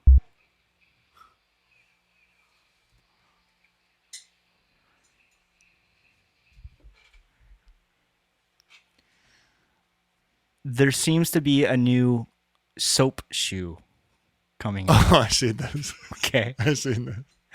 Yeah, I thought of you. And I'm not gonna lie, bro. I kind of want them.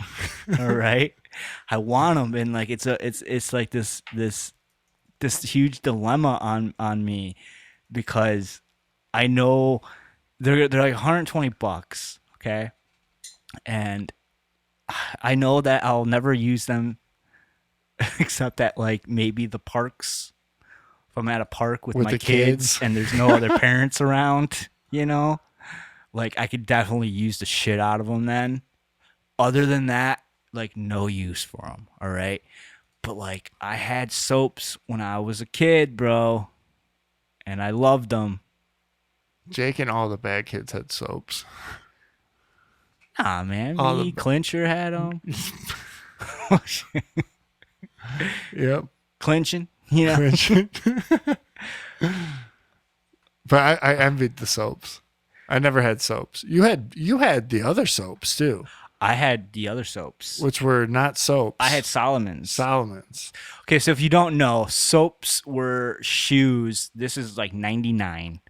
All right, 98, 99. soaps were shoes that had grind plates in them, and they were for rollerbladers.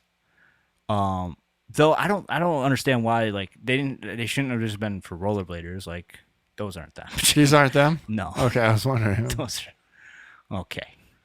All right. This guy is not selling these things. But anyways, soaps were a shoe that had a grind plate on them, and you could just grind things, you know. And rollerbladers wore them. But I just thought like anybody should wear them. I mean, it's like you could slide on shit. Yeah. You could slide on fucking shit, Yeah. you know? And man, I remember in 6th grade, our school outside had did your playground have that metal balance beam in it? Yes. Like the a square beam. Square beam, metal Yeah. beam. Bro, we would just fucking go outside at recess and just run that shit with our soap shoes on. And they were just cool, man.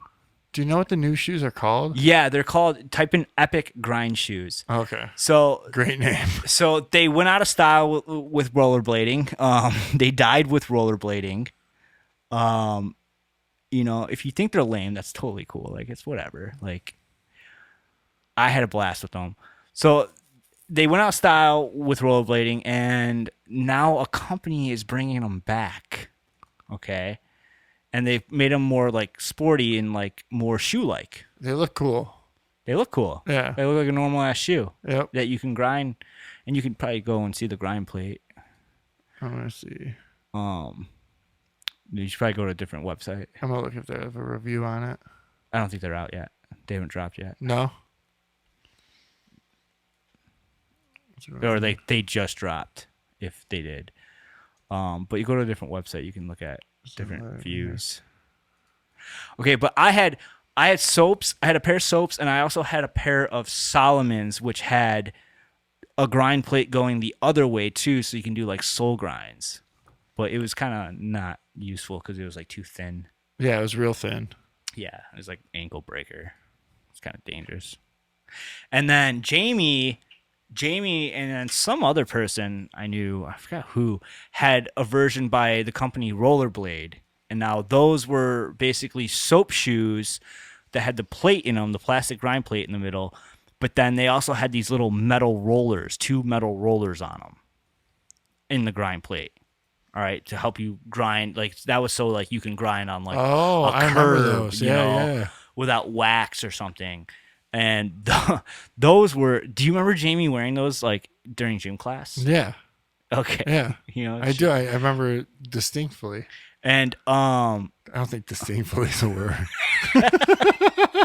But anyways, those shoes were like super heavy, and they would clink when you walked, like clink, clink, clink, clink, clink. I remember them being rusty too.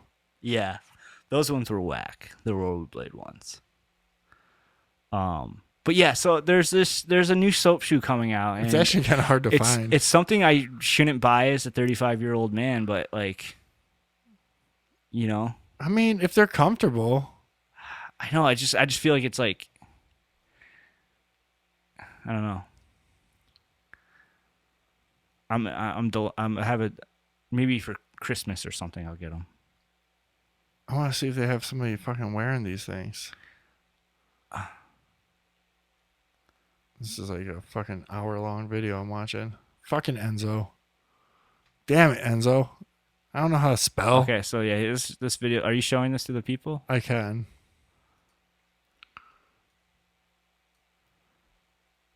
But I don't know why I would. Yeah, it's just some guy talking.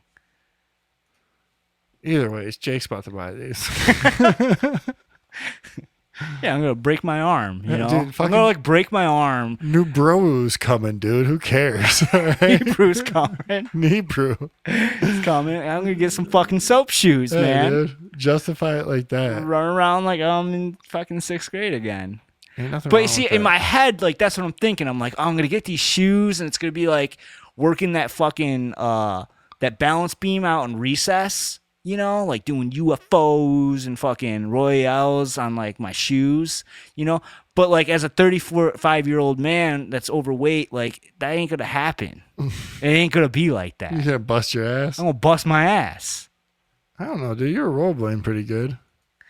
Yeah, but still, it's just gonna be like, and I'm gonna bust my ass at like the park, you know? With your kids. It's All hurt and shit. oh,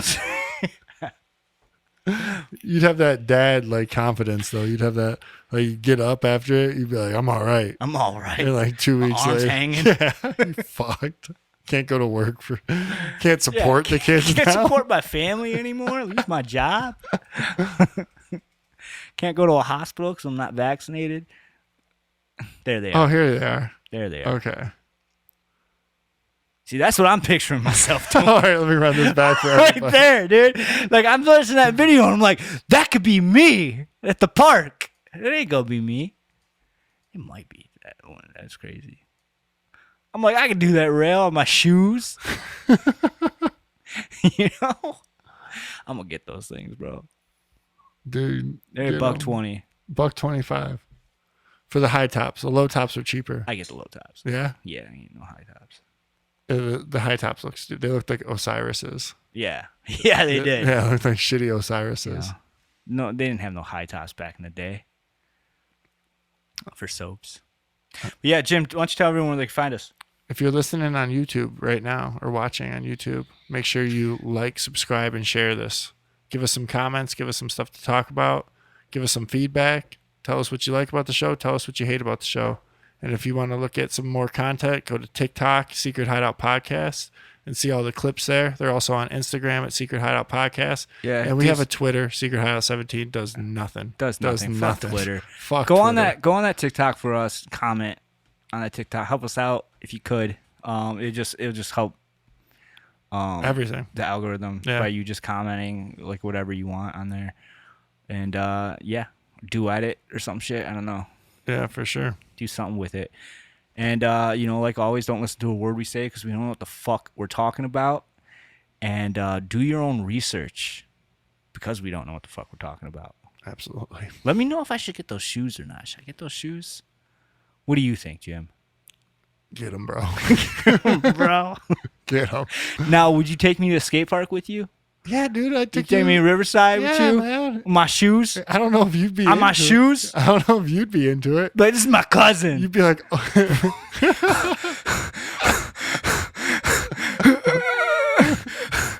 busting your ass. That first step. You gotta turn to your boys and be like, he's special. just clap. Yeah, I told him we're real inclusive. I gave him some shit about us being inclusive. I did. Don't laugh at me. He's got ADHD. Hey, that might pop these days, though. Yeah. So, yeah, fuck it. We'll catch you on the flip side Peace. later. The camera that never was used today. A little behind the scenes camera. Oh, shit.